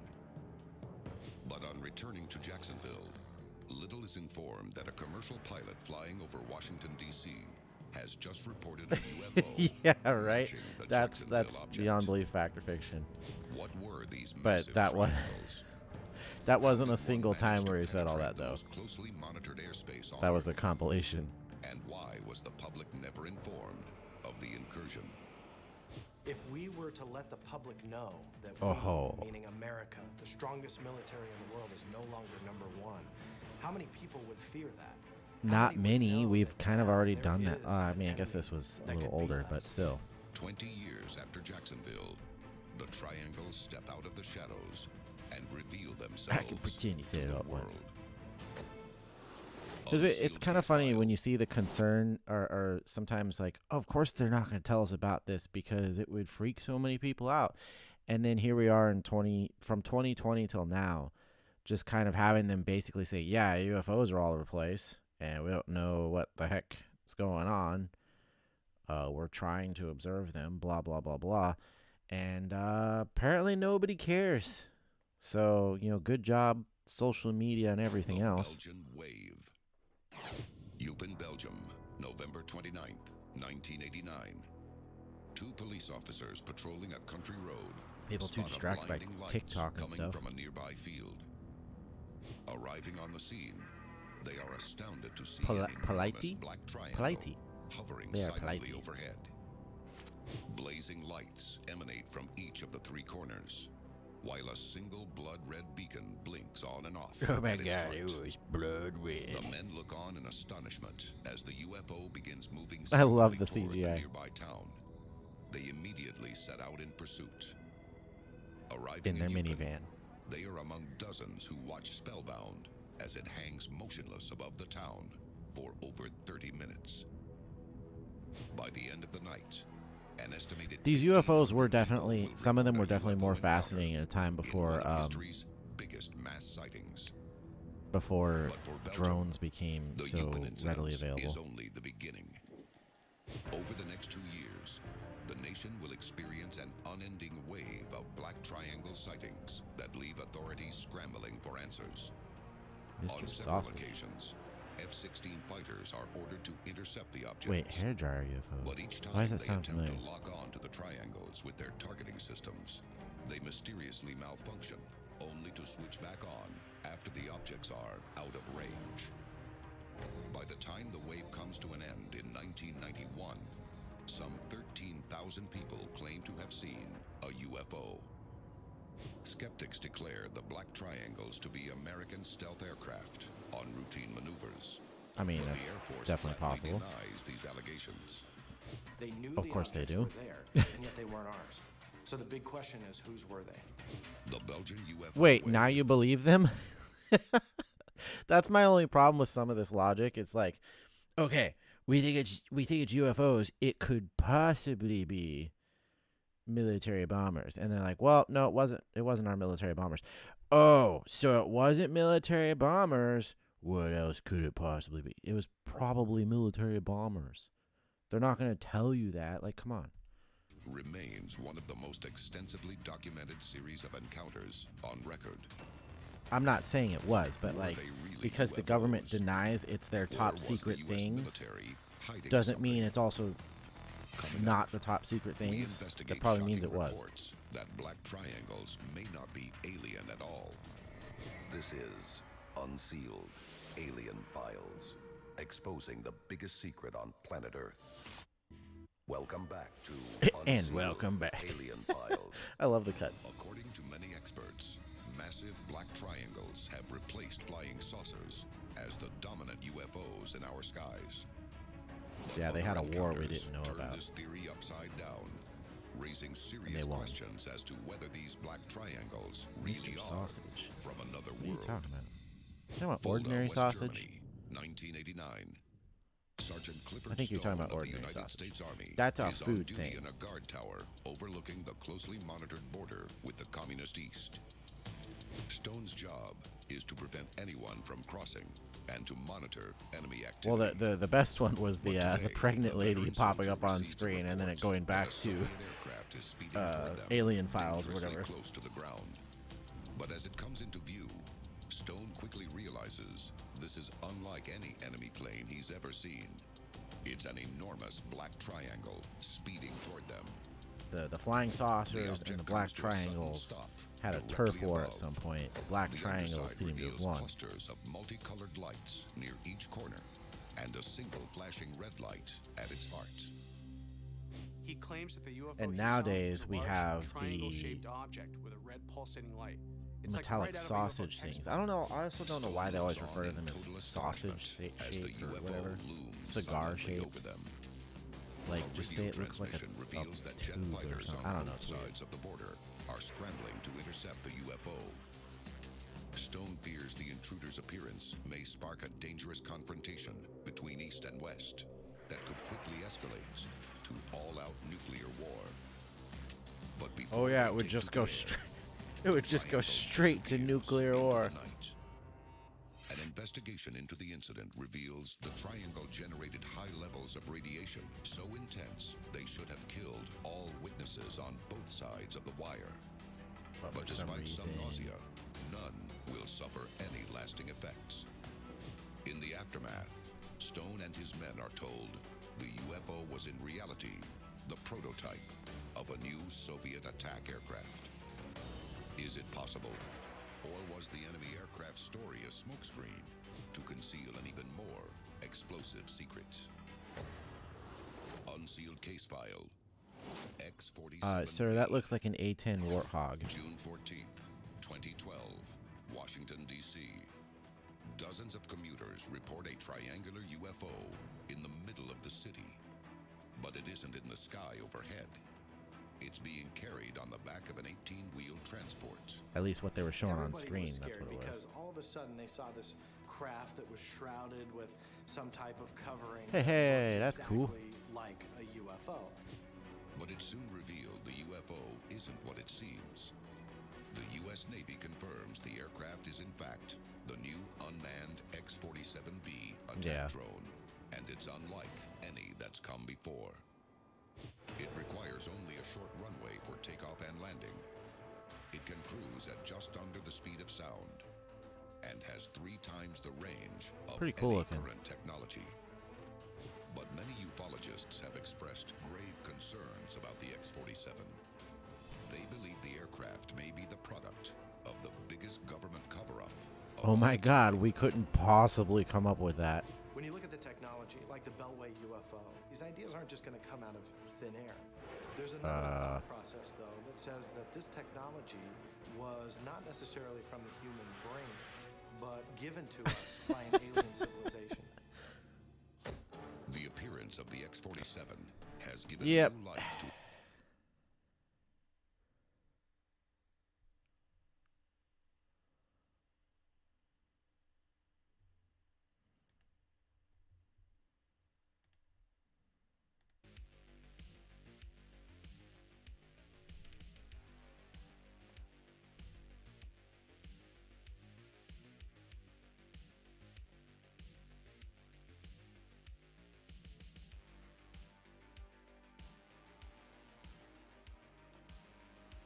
Hey, we're back. Literally as soon as I turned it off and went back to this. So I think it'll let you upload that and like do like a copyright claim or something like that. For whatever reason, I feel like they're just like more strict with the streams.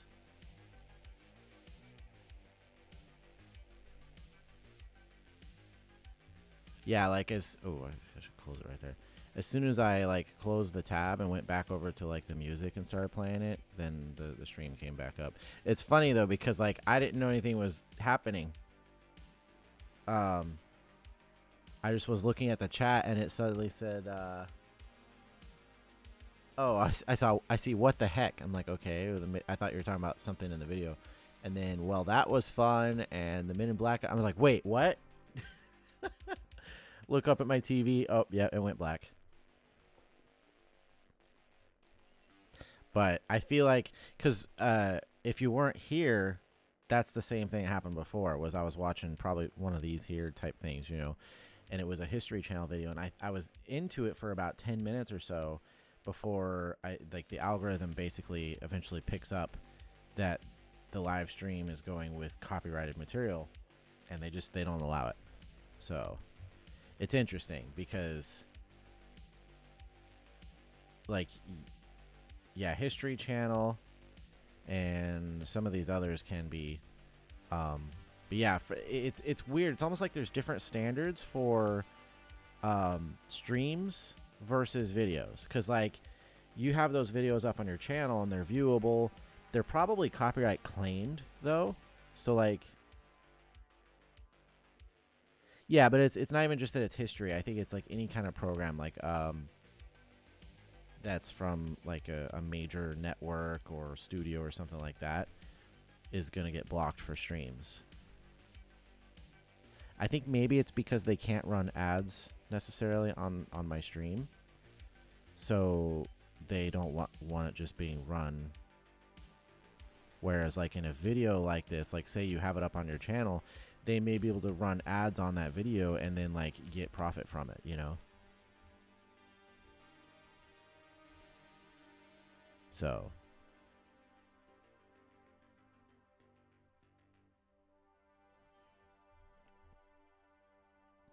But yeah, it's basically just the fact of like the best source for watching stuff on stream is from like YouTubers, like YouTube channels, because they don't get, you don't get copyright claimed or you don't get taken down. Anything that came from like a major network, like if that's the original source of it, YouTube will eventually pick up, I think, in the live stream, and then they'll shut it down.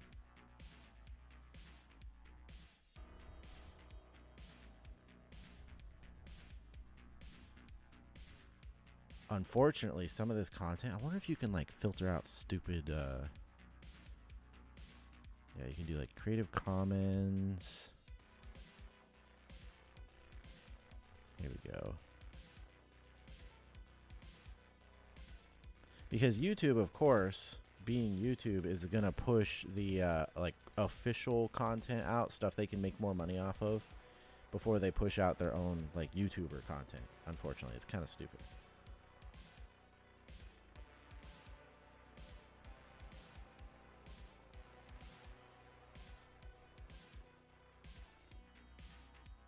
I was abducted and gave birth to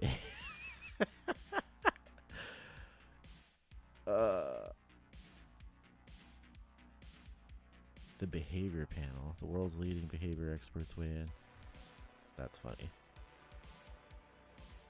Let's look at this. I live in a strange town. We aren't alone. She wishes.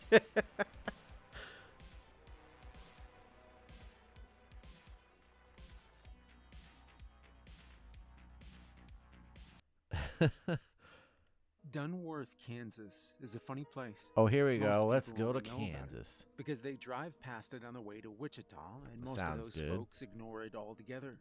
No one in Dunworth would fault you for ignoring us. It's a small town filled with third and fourth generation corn and soybean farmers. The only real reason Those to stop in soybean town farmers. is to fill up at the gas station along the interstate or pick up crops that need to be hauled out.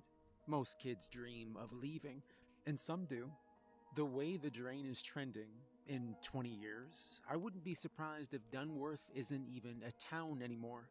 Yet, I was drawn there all the same. Probably Make no get bought up mistake, by it was BlackRock never or a something. dream of mine to settle down in the middle of the country. Growing up in Chicago, I had no inclination to chase the quiet life. I loved the city. I needed the noise and the bustle and the fast pace. Being a lawyer for a major firm, So is this, I can't say who, but if you follow the story, it becomes clear. Oh, this is a creepypasta. No, never mind. All right, see you, Gen X. Yeah, next one will be, what is tonight? Wednesday? Next stream will be Friday night and Saturday night. So, I may try somewhere here and there, some little bit earlier streams, but they're not going to be, like regularly scheduled. I might just do them randomly here and there, but yep.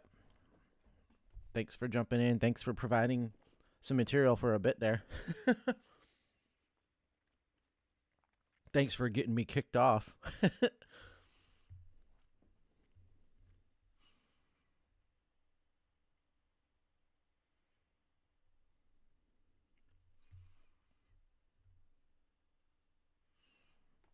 Everybody loves Welsh. That's the only Welsh I know, he says. Oh yeah, no, it's no problem. It's all a learning experience. So I had a feeling, but I was like, let's just roll with it for a bit and see what happens. And of course, when it happens, all I gotta do is like shut it off and, move to something else, and it comes right back up. So it's not a huge deal.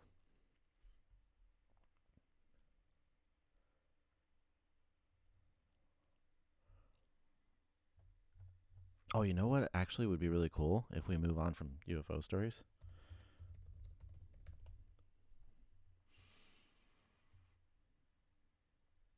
Mr. Nightmare. I love this guy.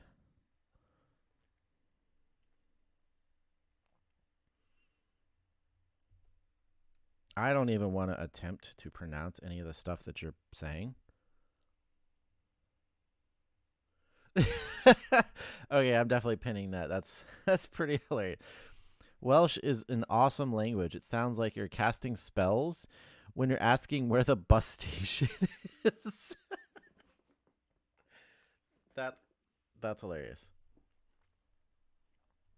The tongue of the dragon. You know what's funny is when you say stuff like that, it's the tongue of the dragon. I hear it with an accent.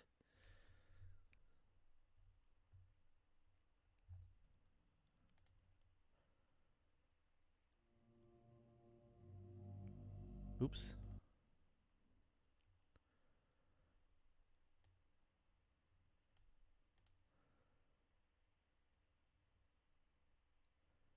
Newcaster saying Welsh town name. Newscaster? Oh, I think I know what you're talking about. I'm pretty sure I've seen that. Newscaster, Welsh town. Yeah, here. I know exactly what you're talking about. This is this is freaking hilarious. This right here.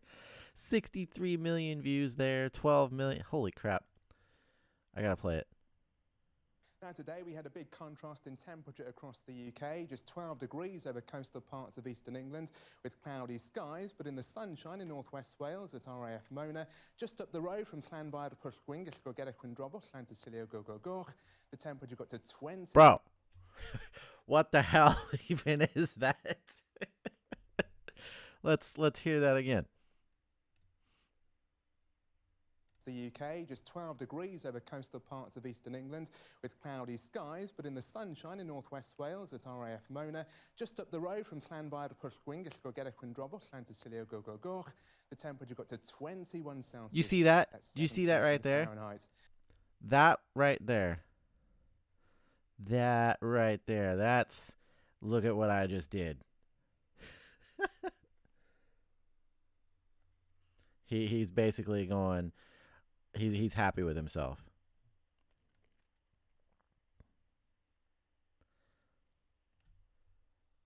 Town name is a full description of the location. It's something like some person's church past the whirlpool. That would not surprise me. And they were just like, you know what? Let's just leave it like that. Right. He was very happy. I said it right. I got it. I mean, very true. I would be as well. But in the sunshine in northwest Wales at RAF Mona, just up the road from Llanfair to Pwllgwyn, Gellgogera Quindrobol, Llantysilio Gogogor. It's even the you know what I just noticed? It's even the actual official Channel 4 news. They're like, bruh, our guy said the thing. Let's get that up there. 63 million views later. That's hilarious.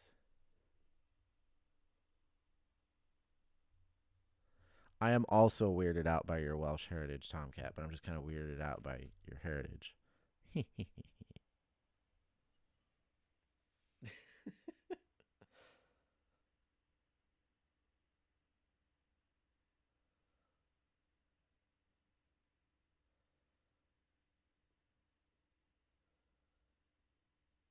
Wait, what? Skit where airplane is stranded over Scotland. Oh god, I don't even know how to search that. Airplane flies into... Wait, what? Airplane flies high, smashing pumpkins. Okay.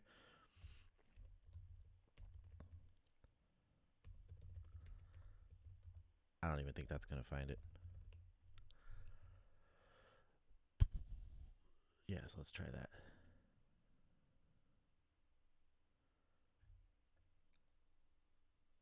Oh. Airplane Scotland skit. Okay, let's try that. That's probably better.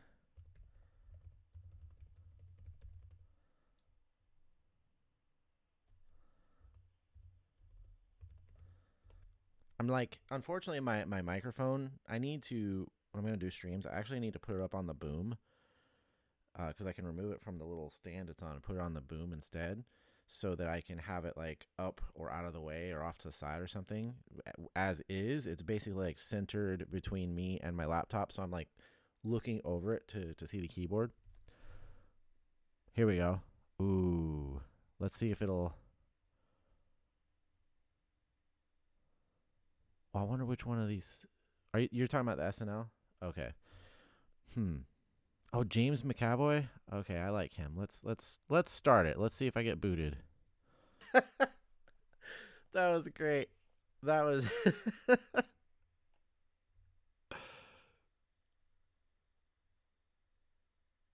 Bro, I don't even.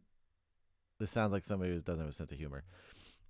We know it was probably gibberish, okay? That's hilarious. James McAvoy too, the dude, the air traffic guy. I really like him. He's a good actor. Look, Irish farmer has thick accent.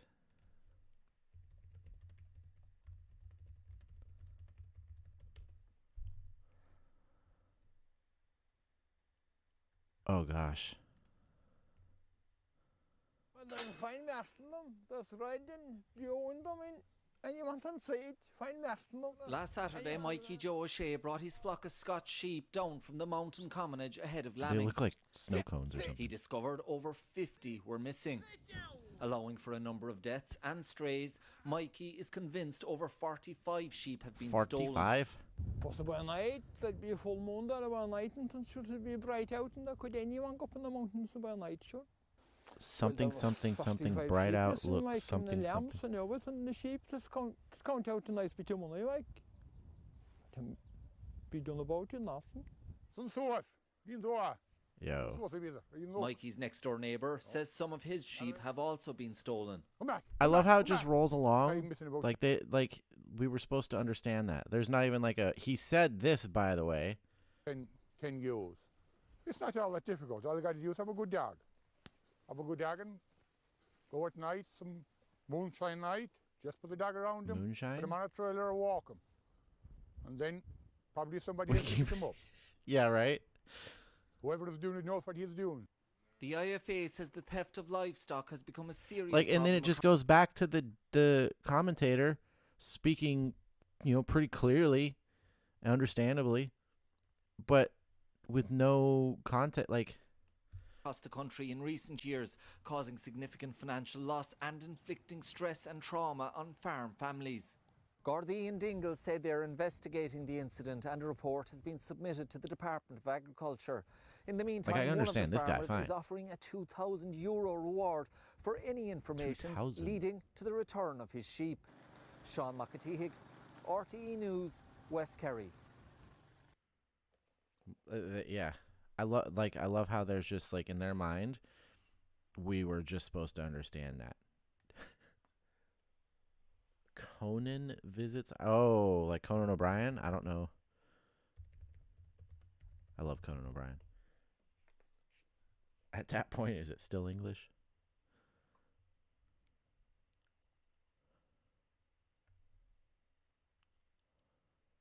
$99. Holy crap. Original air date 3/17/99. Oh, here's a short clip. Okay, we're at the Cliffs of Moher. This is where O'Brien Tower is located. Wow, that is not how I would have pronounced that. Cliffs of Moher. Or I would have read that like Cliffs of Moher. More probably. O'Brien Tower is located. This castle kind of belongs to me, doesn't it? Sure, it belongs to all the O'Briens, yeah. I'm gonna go up there right now. Is it really beautiful up there? Oh, spectacular. It's spectacular. Yes, it's the highest point. I'm looking forward to this. I'm gonna go up there and reclaim my heritage. Thank you very much, brother. Reclaim my heritage. I love Conan. He was the last good late I night can't guy. believe I made it. This is O'Brien Castle. This is my castle. It's up here on the Cliffs of Moher. I have no idea why my ancestors abandoned it. They must have been idiots. It's beautiful. Who would leave this place? It's like 8 Hi. feet tall. How do you like my castle? You like it here? Welcome. Welcome to my castle. Welcome to my castle. Welcome to my castle. It's amazing. I'm back home. I can't believe I'm back home. Oh. It's a great day for the Irish. It's a great day for fair. And as we go a swinging, every Irish heart is singing. It's a great day. Oh my god. What's happening?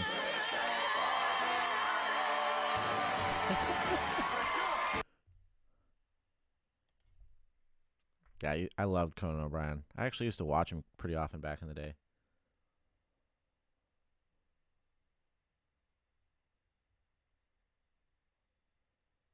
Most of the random words we throw into sentences are Celtic in origin. How, in English, we like to put in excess of flair words into sentences? Flair words.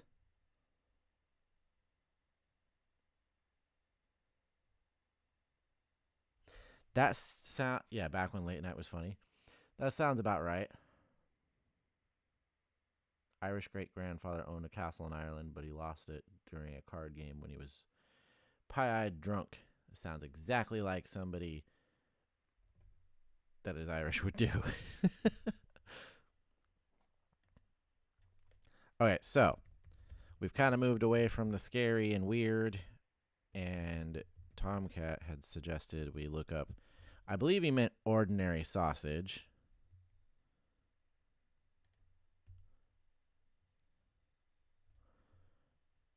But he said Mr. Sausage.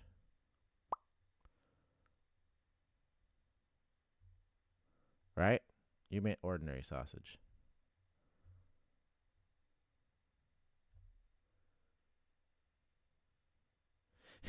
I'd say that's offensive, but they're white, so this is fine.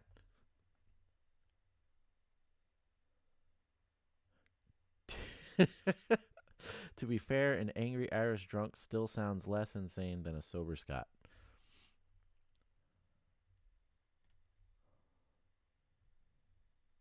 Well, hey there, folks, and welcome back, I guess.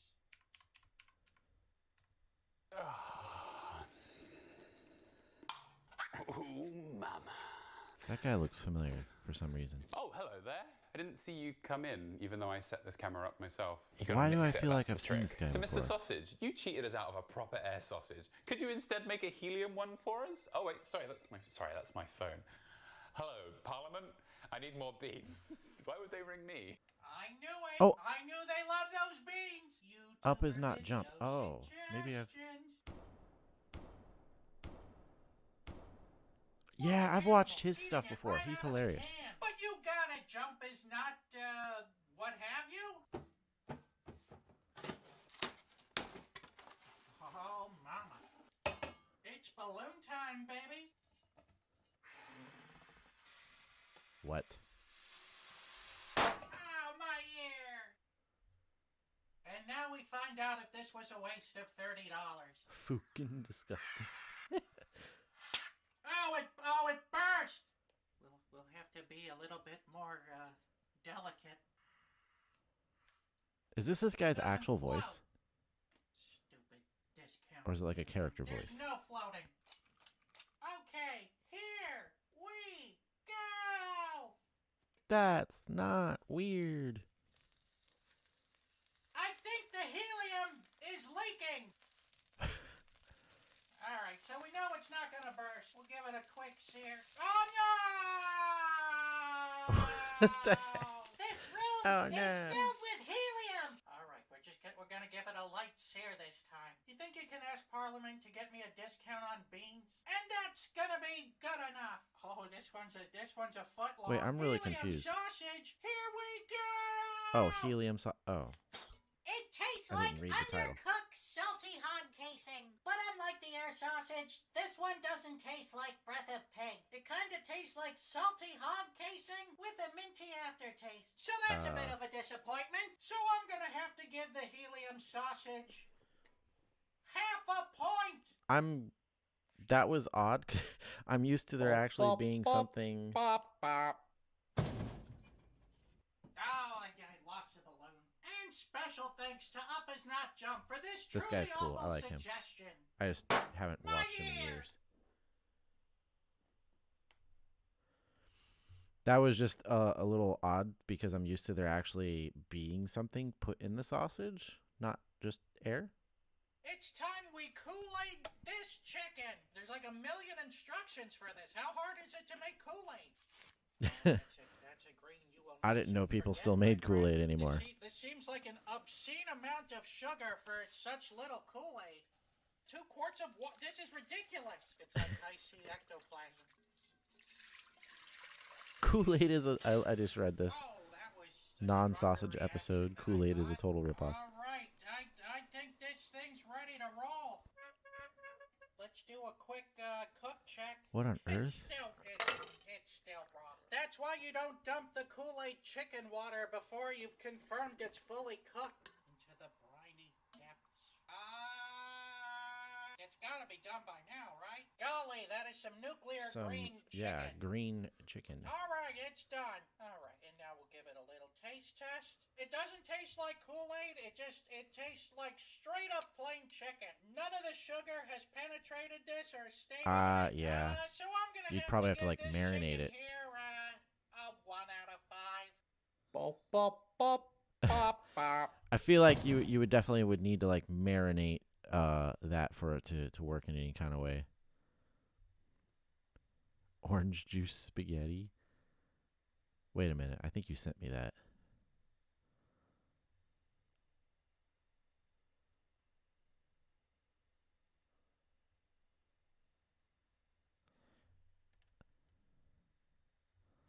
Well, hey there, folks, and welcome back, I guess. Sir Strumman sausage, you asked for it, I deliver. That's how it works. The can's got some bulge going on to it.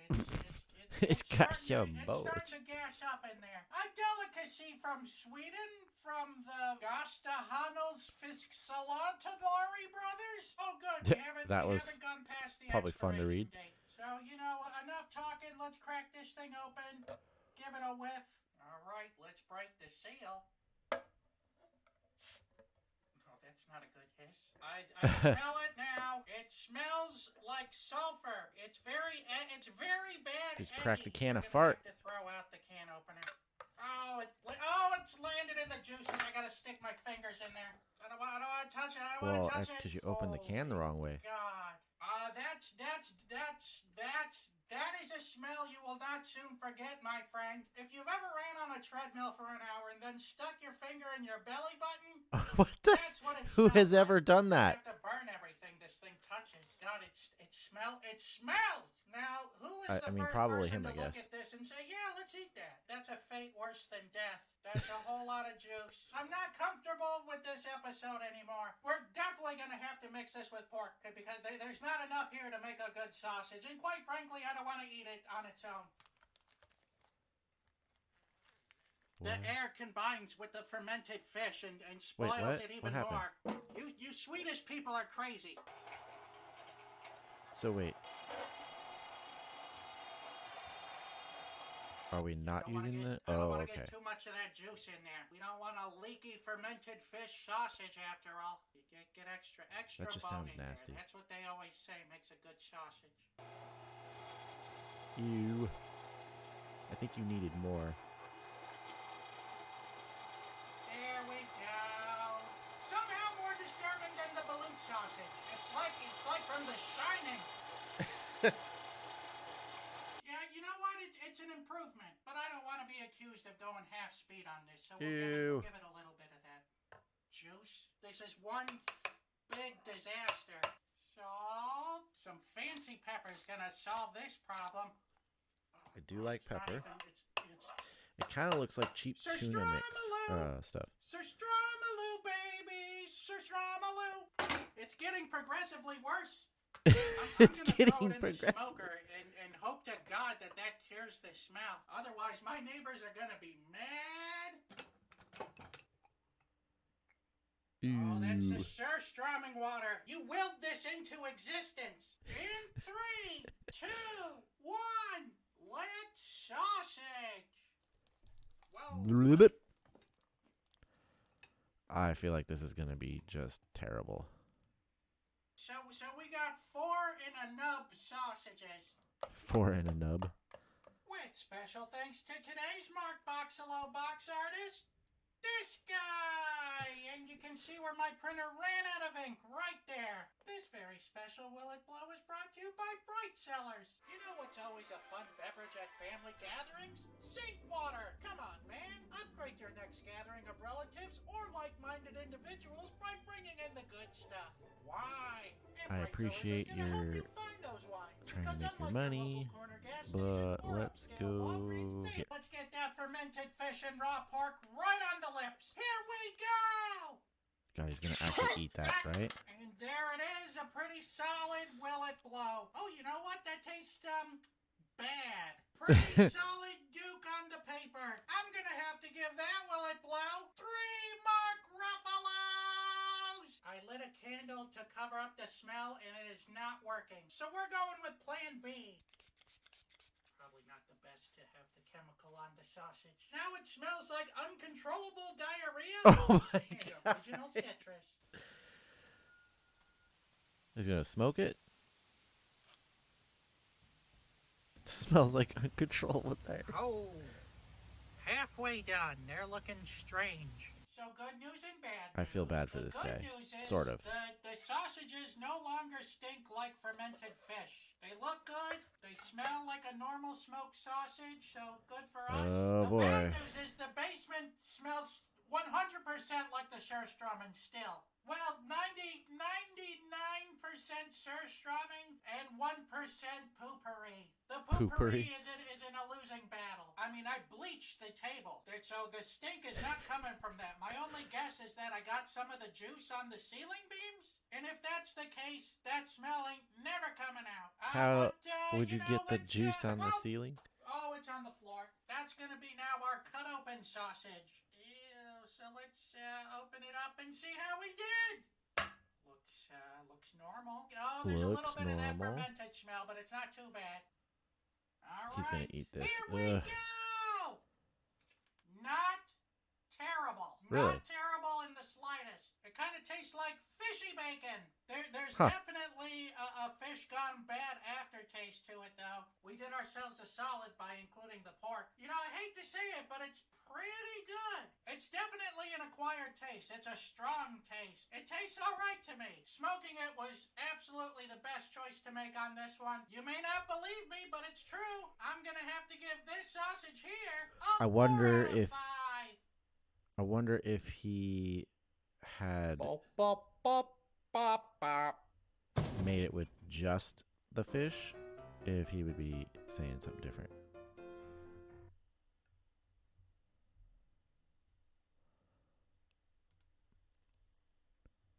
Today on Boiling Things and Other Things, we boil Yeah. the spaghetti in some orange juice. Florida's natural. The only orange juice. We're just gonna do the whole thing. We're just gonna do the whole carton. There's nothing in there already, and it's already boiling over. Oh, there's no time to crack them. I hate to be the one to say it, but I think we need some more orange juice to top this off. We're losing That's too so much weird. juice due to Whoever would have thought science. of boiling something in orange Evaporation, juice? that was the word I was looking for. Woo, that's a rolling thunder. All right, I think it's done. Bloop. Then we're just gonna do Okay, that. so That's a whole lot of orange juice spaghetti. And how does it taste? It tastes like spaghetti and slightly like orange juice. I thought this might happen. That's why I came up with the orange juice reduction spaghetti sauce. That's how you add the orange juice sauce. it looks like a bowl of nasty ramen. Okay, here we go. It tastes like medicine spaghetti. It's not good for spaghetti. It's too strong. So I'm going to have to give the orange juice spaghetti and the sauce 2 out of 5.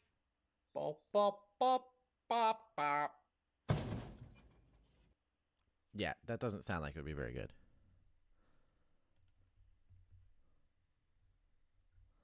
This was funny though, but I feel like if he had made it with just the fish, it probably would have been pretty nasty compared to oh, that sounds good. I wish I had something to eat. I have gummy bears.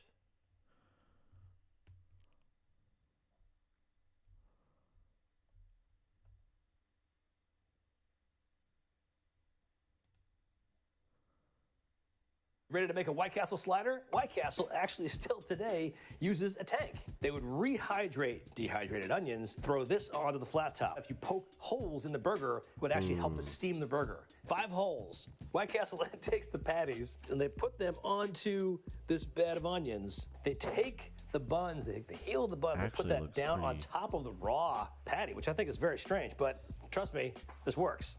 So what's happening right now is this environment of onions and beef grease and water actually looks that pretty is good. steaming the buns, steaming the Because burger I'll actually patties, eat the microwavable, comes off like that. See that?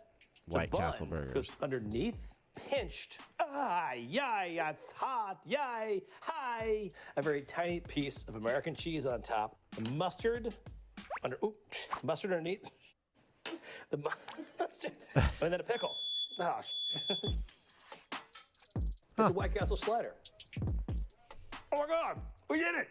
Ready to make a White Castle slider? White Castle actually looks pretty good. I eat the microwave ones, and I think they're pretty good for cheap garbage food, you know. Oh, there was a game trailer. Since we're just chilling on random stuff, this game, I'll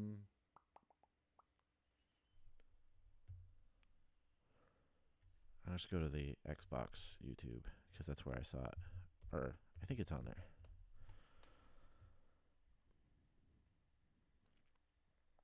But I had no idea this game was coming out, and it actually came out yesterday. And it looks pretty cool. Let's see. I think the trailer was on here.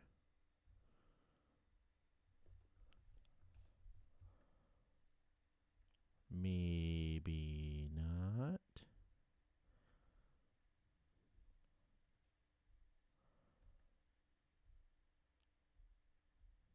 What? Great. Now I can't remember what it was called. Traveler, what was that? What was that game trailer I sent you yesterday? And I was like, it looked like a gamey game.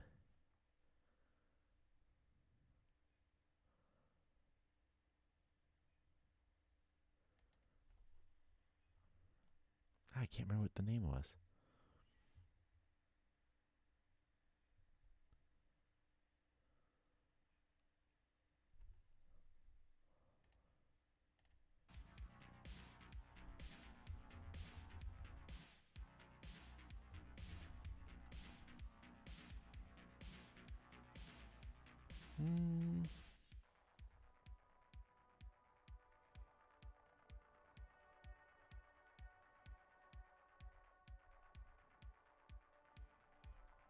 Because Gamescom started yesterday, and surprisingly, I've seen a couple pretty cool things from it. Why does this guy have 25,000 people watching him? He's not that good. Oh, okay. Assassin's Creed Mirage gameplay. Perhaps we should check that out. Oh, Immortals of Avium. Yes, that's it.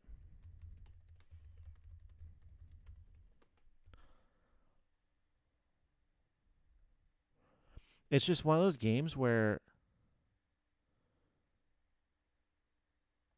Where's the trailer? Okay. It's just one of those games where I'll watch it, and to me, it just looks like a good game. It doesn't have, like, a bunch of crafting bull crap. It doesn't have all these extra layers to the gameplay that get in the way of the fun aspect. Kind of reminds me of a game you might have seen a couple generations ago.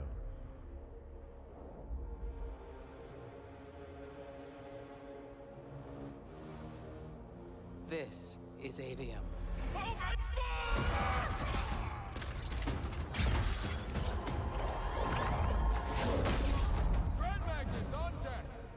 Since we first learned to use magic, we've waged war over who would control it. Now, only Lucium remains to resist the tyrant of Rasharn. Sandrak will eventually be able to block our access to magic. Then the Everwar is over. Over? As in he takes over Lucium? As in, he takes over. You know what's funny? It actually looks like what's her name from Firefly.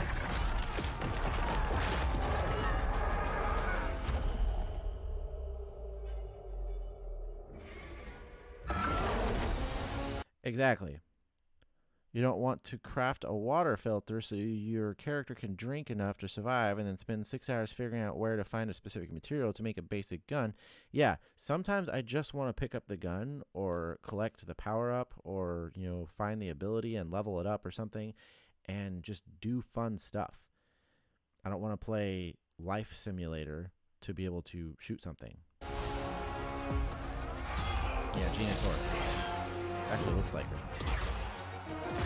There's a name for what The main you character are. actually looks pretty cool too. I want to be an immortal. I want to fight this war as one of you, one of the elite. I believe in you. She definitely thinks you're going to die. That's why her face looks like that.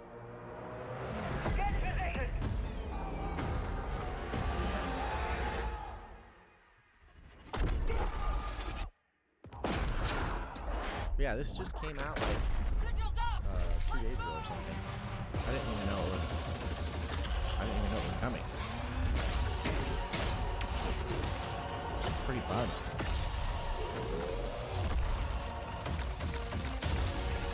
You walk towards your doom. Yeah, Gina Torres. She's the lady that was talking about. Check this out. Like, I don't know. If the game is like this. Your sigil will help you focus your magic. Prevent it from killing you.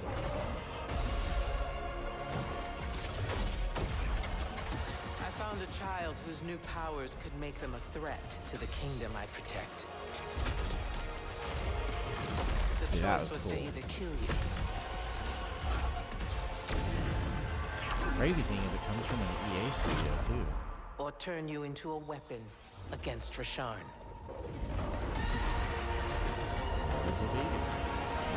Back up. Option A was to kill me? That's funny. It says July 20th, but it came out 2 days ago. That looked pretty cool. Yeah, I don't know how it slipped under the radar for me because apparently it was announced, you know, like 4 months ago was the official reveal trailer we just watched. So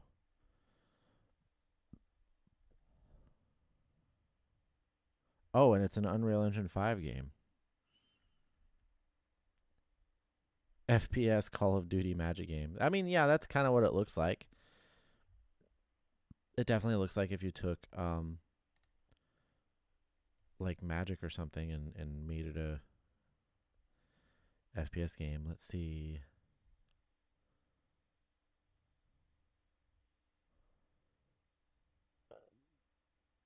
Official gameplay trailer? Is that? No, that's a different one. Here we go.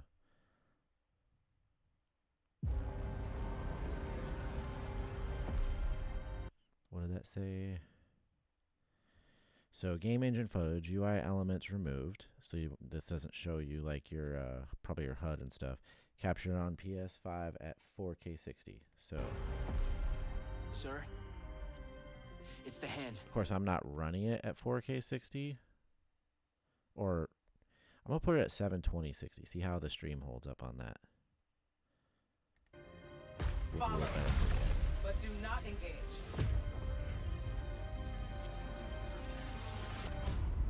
Yeah, it's kind of crazy to see something from EA, an EA studio that looks fun like this. This is all gameplay.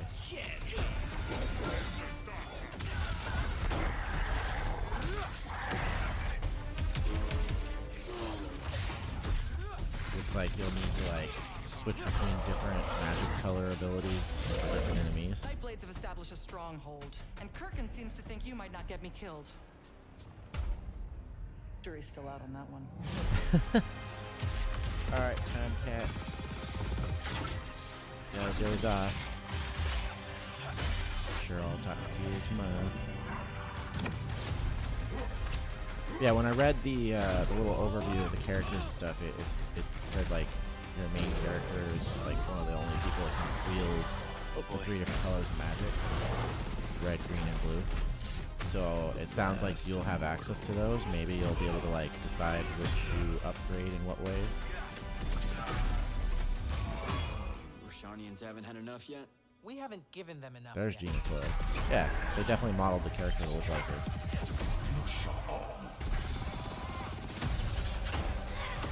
I like that rapid fire. Your men killed my family. Don't turn your back on me! Graphics look really good too.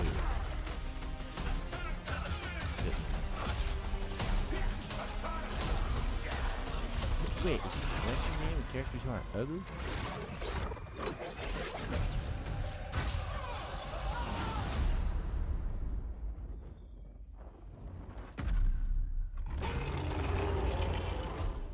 Yeah, I mean, like, if I had the money right now, I would probably be buying this to play it. However, there's, of course, the little problem of Starfield comes out in, like, 10 days.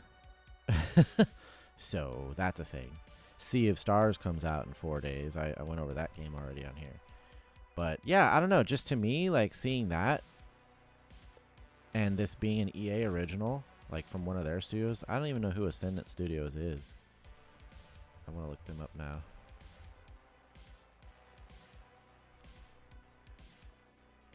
It's kind of funny how the stream doesn't show the pop down when I'm typing, the dialogue box. Yeah, I feel like it's something I would buy. Maybe it'll go on sale or something, but let me see. Ascendant Studios. Oh, but you know what? It's probably not on EA Play. But of course, if you have Game Pass Ultimate, you have access to EA Play, so I don't think it's on there because they probably want to see if they can get some sales out of it before they drop it on there. Ascendant Studios is an American video game developer based in San Rafael, California. It was founded by Brett Robbins and former Electronic Arts industry veterans in 2018.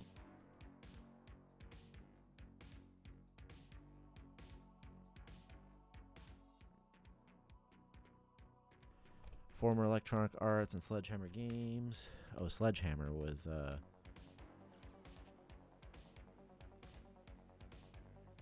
Visceral Games before they created Dead Space. So he worked with them. Oh, this is their first game. So that's kind of cool. At the Game Awards 2022. I mean, I don't watch that because it's Game Awards are garbage, but that's crazy. I don't know, because I usually follow gaming news and what's coming out and stuff, so I'm just kind of surprised I didn't see it. But yeah, this is their first game, so let's see. It's played from a first-person perspective. The game features around 25 spells, including offensive and defensive magics of the red, blue, and green varieties. Additionally, the game features a talent tree with over 80 nodes. Its main campaign was confirmed to be at least 25 hours.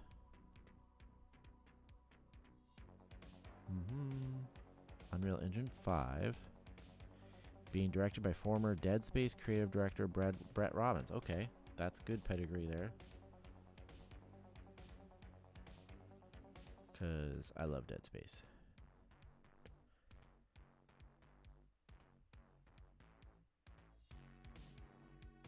Huh. That's cool.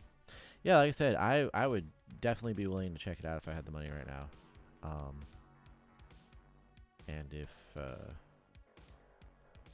Starfield wasn't about to come out, because that's going to be a huge time sink.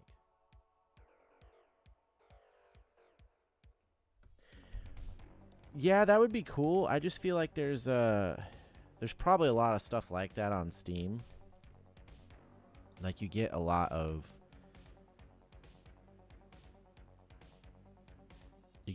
these cryptid hunting and those kinds of games.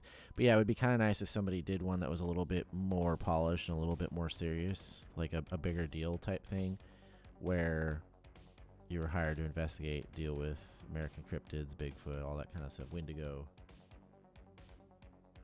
Just low quality. Right, that's what I'm saying. Like, it's either that. So I've seen the ones where it's like low quality Ghost Hunter games, or IGP plays some of the other ones too. Him and his buddies will play these like kind of co-op ones where they're like trying to escape the forest. Wait, what? Is this real? Hi, this is Bryan Cranston. The official trailer for Breaking Bad 2 starts in 3, way. 2, 1. It's real. What?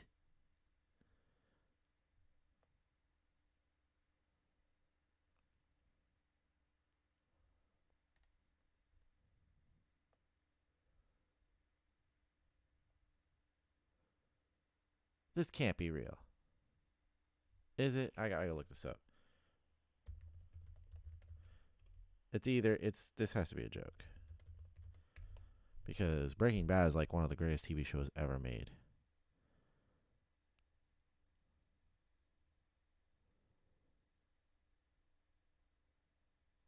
Yeah, that's a joke.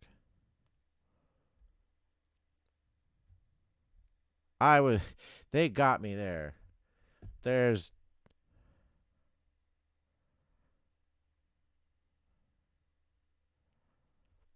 Yeah, they got me there because I honestly believe that was real for a second. I was like, there's no way they're doing Breaking Bad 2.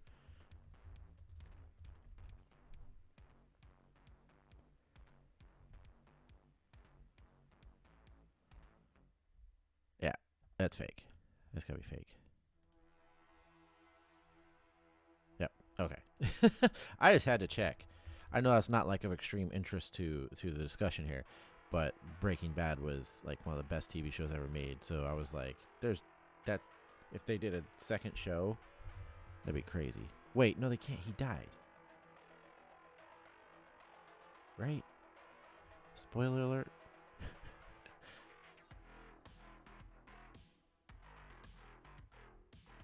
Oh, but where was I looking up? Gamescom.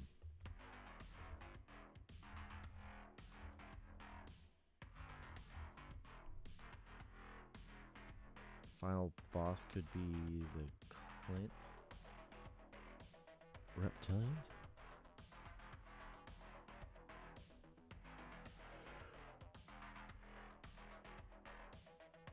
Tekken 8, really? So I just recently got into Street Fighter 6. And mostly because of Juri. The Korean chick in that. She's basically like Korean Harley Quinn. But anyways, so I got into that and it's pretty cool. I still suck at it and it's, whatever. But it's fun to play. I enjoy it. Mortal Kombat 1 actually kind of looks like garbage to me. I'm sorry. It just doesn't look very good. And there's no Juri. Tekken was one I actually used to occasionally play at the arcade. So this would be kind of interesting to me if this looked any good. Tekken and Soul Calibur. I remember playing those at the arcade.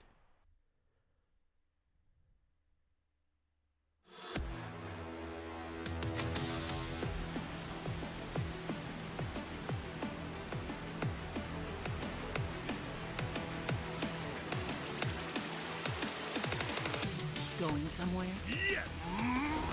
戦闘を開始する決めたから英語つけたらcomo son 失敗バジゲッセ Es hora de entrar What's her name? Observa Hadra Chuche Heihachi Mishima is dead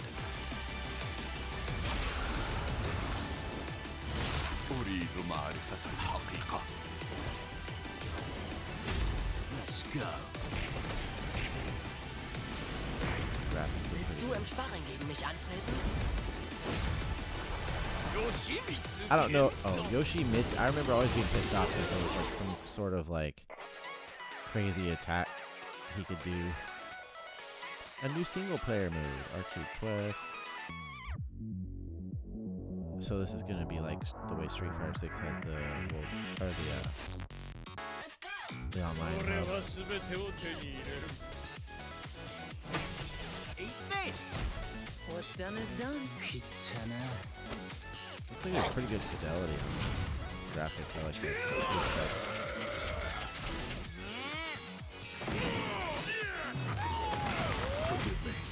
I just don't know about like, because I'm only barely figuring out like how to play Street Fighter with different controls and combos and stuff. I don't know that I would want to put time and effort into another fighter, because I already am not really a big fighter player.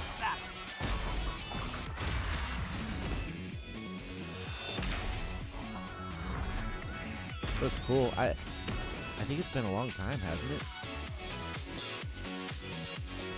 2024. And it's still going to be a long time since.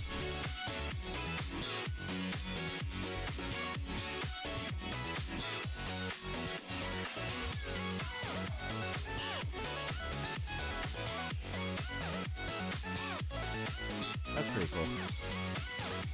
Like I said, Tekken for me is mostly just the fact that I used to play it at the arcades. Wasn't any good at it, but oh, that's what I wanted to see. Assassin's Creed Mirage. It's been a long time since I actually liked Assassin's Creed. Okay. Hey? كم مضى منذ رحيلك عن بغداد؟ أعوام لا أذكر مقدارها.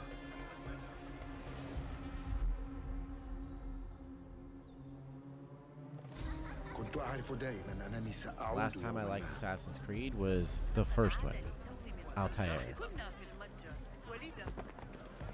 قضيت الكثير من طفولتي في هذه الشوارع. Looks beautiful though.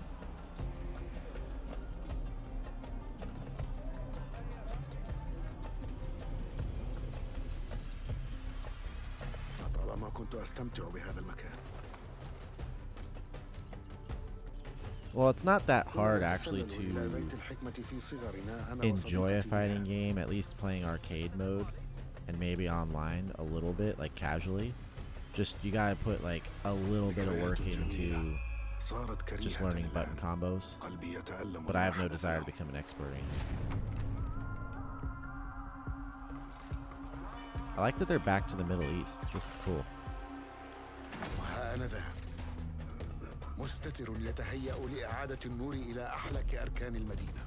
Of course, I still always believe that they should do Assassin's Creed in Japan. That would be a badass one. Like, old, like, long time ago. Like, feudal Japan or something. Yeah, this would be cool if they're gonna, like, bring it back to, kind of bring it back to basics. Just become everything except for assassins.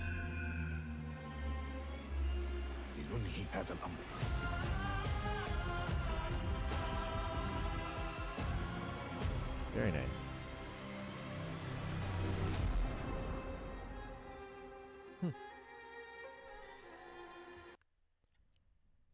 Maybe it'll be good. I don't know. Like I said, I really, really loved the original Assassin's Creed. I played the crap out of that game.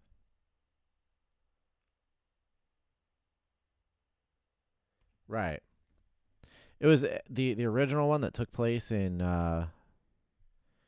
like Jerusalem and all that, like over there, like with Altair. That was so cool. Such a great experience. But they quickly moved past to all kinds of other things, and then slowly but surely just kind of evolved into a game that really wasn't like a stealth action game anymore. Or not like stealth action, but like, I don't know. I just remember there was a lot of like blending in with people and more hiding, doing sneaking assassinations and climbing walls and stuff.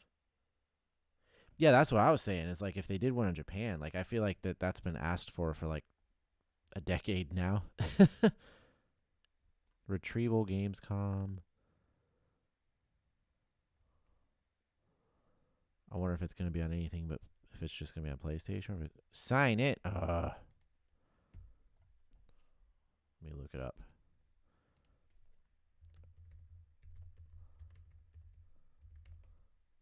Because now I want to know what it is. Here we go. Peggy 18.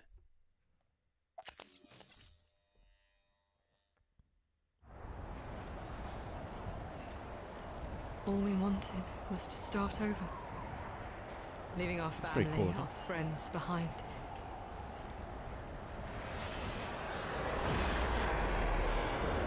And we were so eager to hand ourselves over.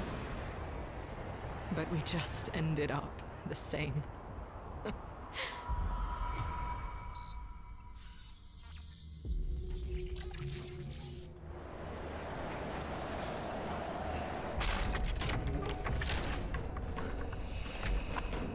What's been going on down here?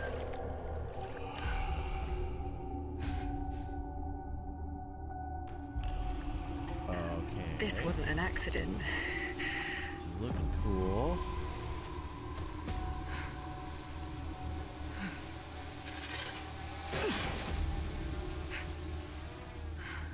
She got a little drone helper. This is lid. Oh.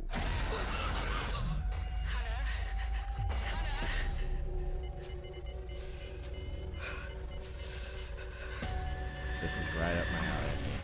I love stuff like this. Oh, yeah. What the fuck are you doing to them?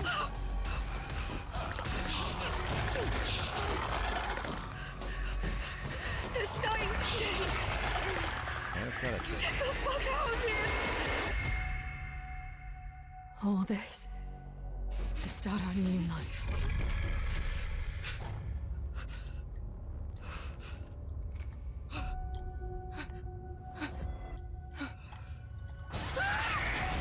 Nice.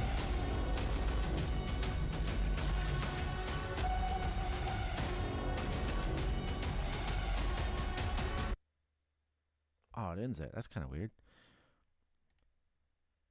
Da-da-da-da. Doesn't say what it's coming to.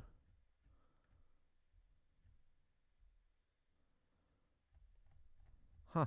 Yeah, that looks awesome. Like if it's I'd have to see like gameplay.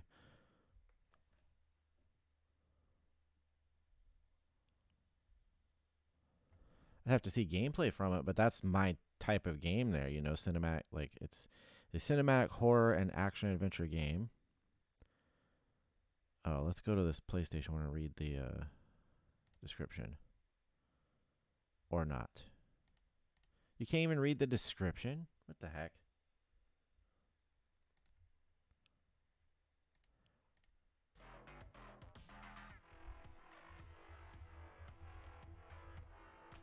Because now I'm really interested in that.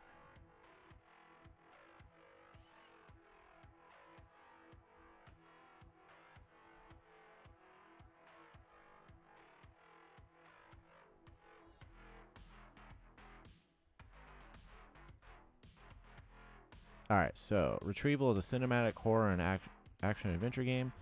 The plot follows the experiences of Hana Loesch, so it sounds like, I mean, she's Asian of some sort.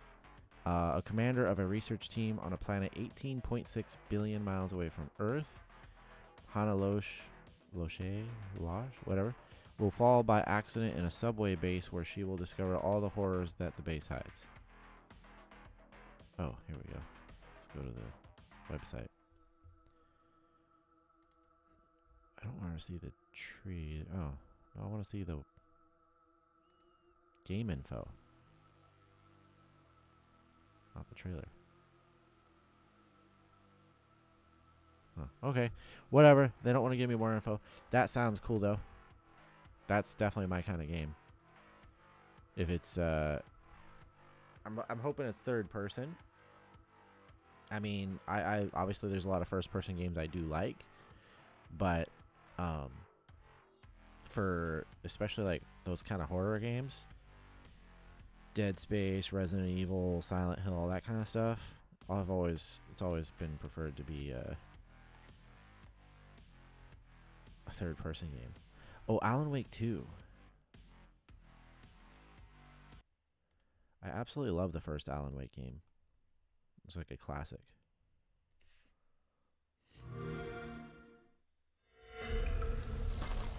gameplay In the horror trailer, story, they're only victims and monsters. And the trick is not to end up as either. But trapped by the genre, we're all ripped to pieces along the way. No! We have a great show for you here tonight. Alan Wake, one of my all-time favorite writers, and guests on the show. He's here to talk about his latest book. Initiation tells the story of a fictional writer named Alan Wake, who is trapped in a nightmare, desperately trying to find the manuscript of a novel he has forgotten he's written. Did you write these pages, Mr. Wake? I'm trying to remember it. You're the killer, the cult leader. No! You've got the wrong man! I wonder what the gameplay twist It's my is gonna fault! be in this He one. got out! Wake has a double. First one was like Where is dark. he now? Okay, so you still do that. You turn off the darkness to kill enemies. I don't want to be in the story, just write me out of the story.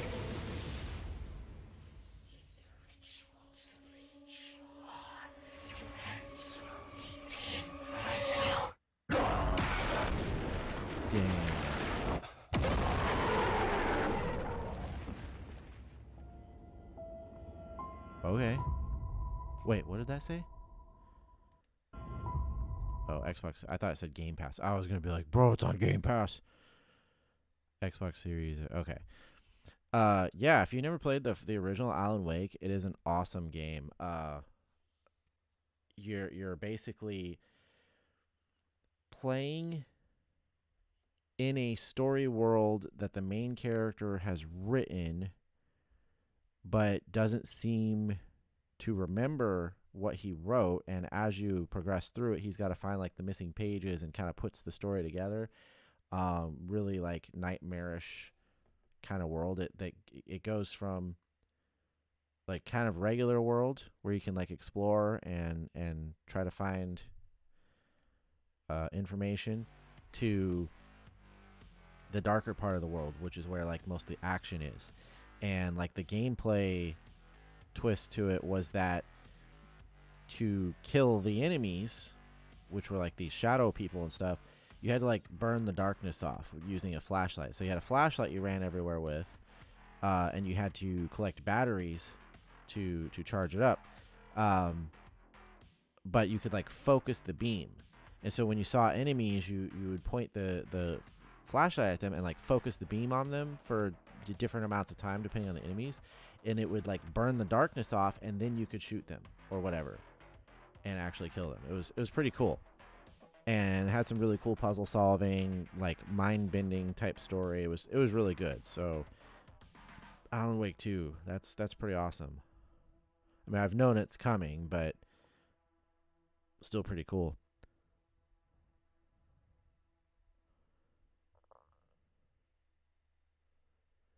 Just like the real shadow people in your room.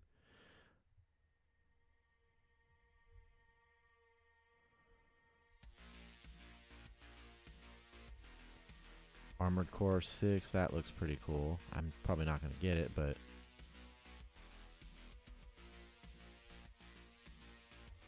okay, so probably the last thing I want to check out here. We're going to look at this Sonic Superstars multiplayer trailer. Because the regular game looks awesome. So it's going to be the co-op. Like it's like classic Sonic, but with new graphics and upkeep.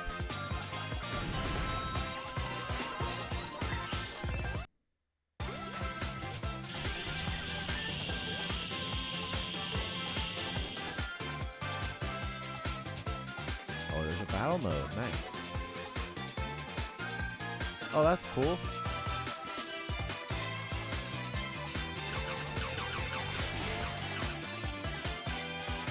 Gotta go fast.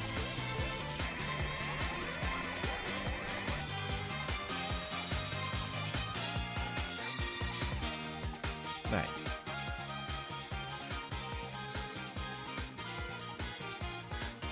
Oh yeah, and there's that too. If you pre-order it, it comes with like the Lego pack, where you can play as like the Lego characters. But yeah, this game actually looks pretty awesome. for a new Sonic game, it's like the first one I've seen in a long time where it actually looks really cool.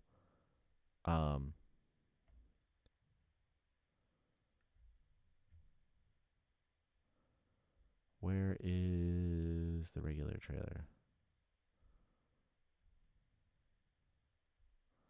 Yeah, this one. Because, yeah, it literally looks like what we've wanted. Classic Sonic, but new.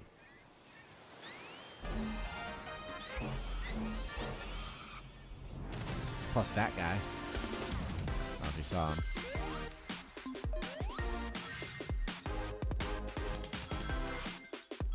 Like, this is what I want from Sonic.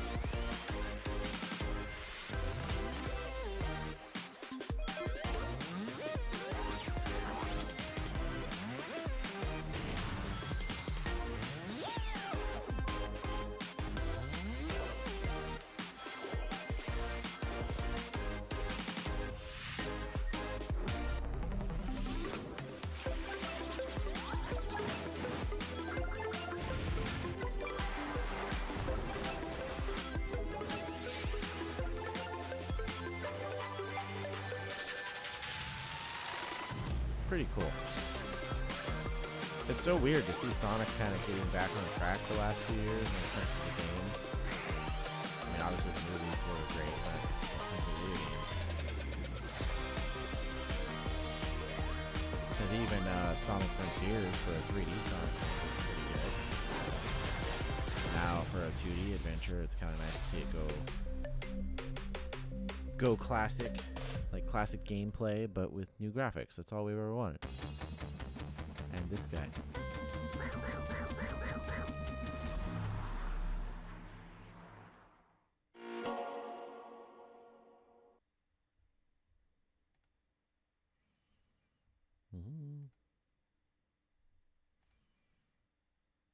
Nope.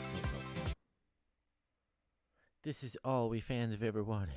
Exactly.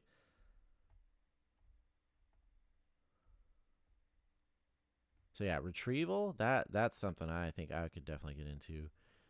I have no idea what this is. Looks like it's a Steam and Epic game stores. All right, Matt. Well, thanks for joining us. I'm actually probably about to finish this off for the night. It's getting a little bit late for me as well. Except the Reddit fans who are more obsessed with who Omega Oops there. Oh my god, yeah, that's true. Reddit's a weird place, though. It's a very strange place.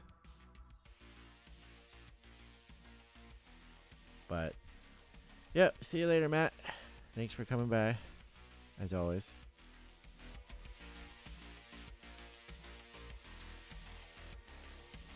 Yeah, probably going to finish it off for the night. They say it's getting a little bit late, even for me. Pretty good stream, though. I feel like we watched some good stuff. Got knocked off the air once, so that's always good. But next show will, of course, be Friday night and Saturday night. Got the back-to-back nights there. And like I said, somewhere here in between, like if I'm off Saturday afternoon or something like that, I might do like a random daytime stream just to see how that goes as well. But I do keep the nighttime ones scheduled late just because I know that even if I get scheduled to work, because I don't have a set schedule, I'll still be able to make my schedule. It may be harder to build an audience, but I feel like there will be some people that will come around for it, and it'll work out. So consistency is key. But yeah, I'll probably try a random day stream here and there just to see if I can see how that goes. But for scheduled streams, it'll stick to the late nights just because of that. So either who. Oh my god, that's hard to read. Consistency CC is C.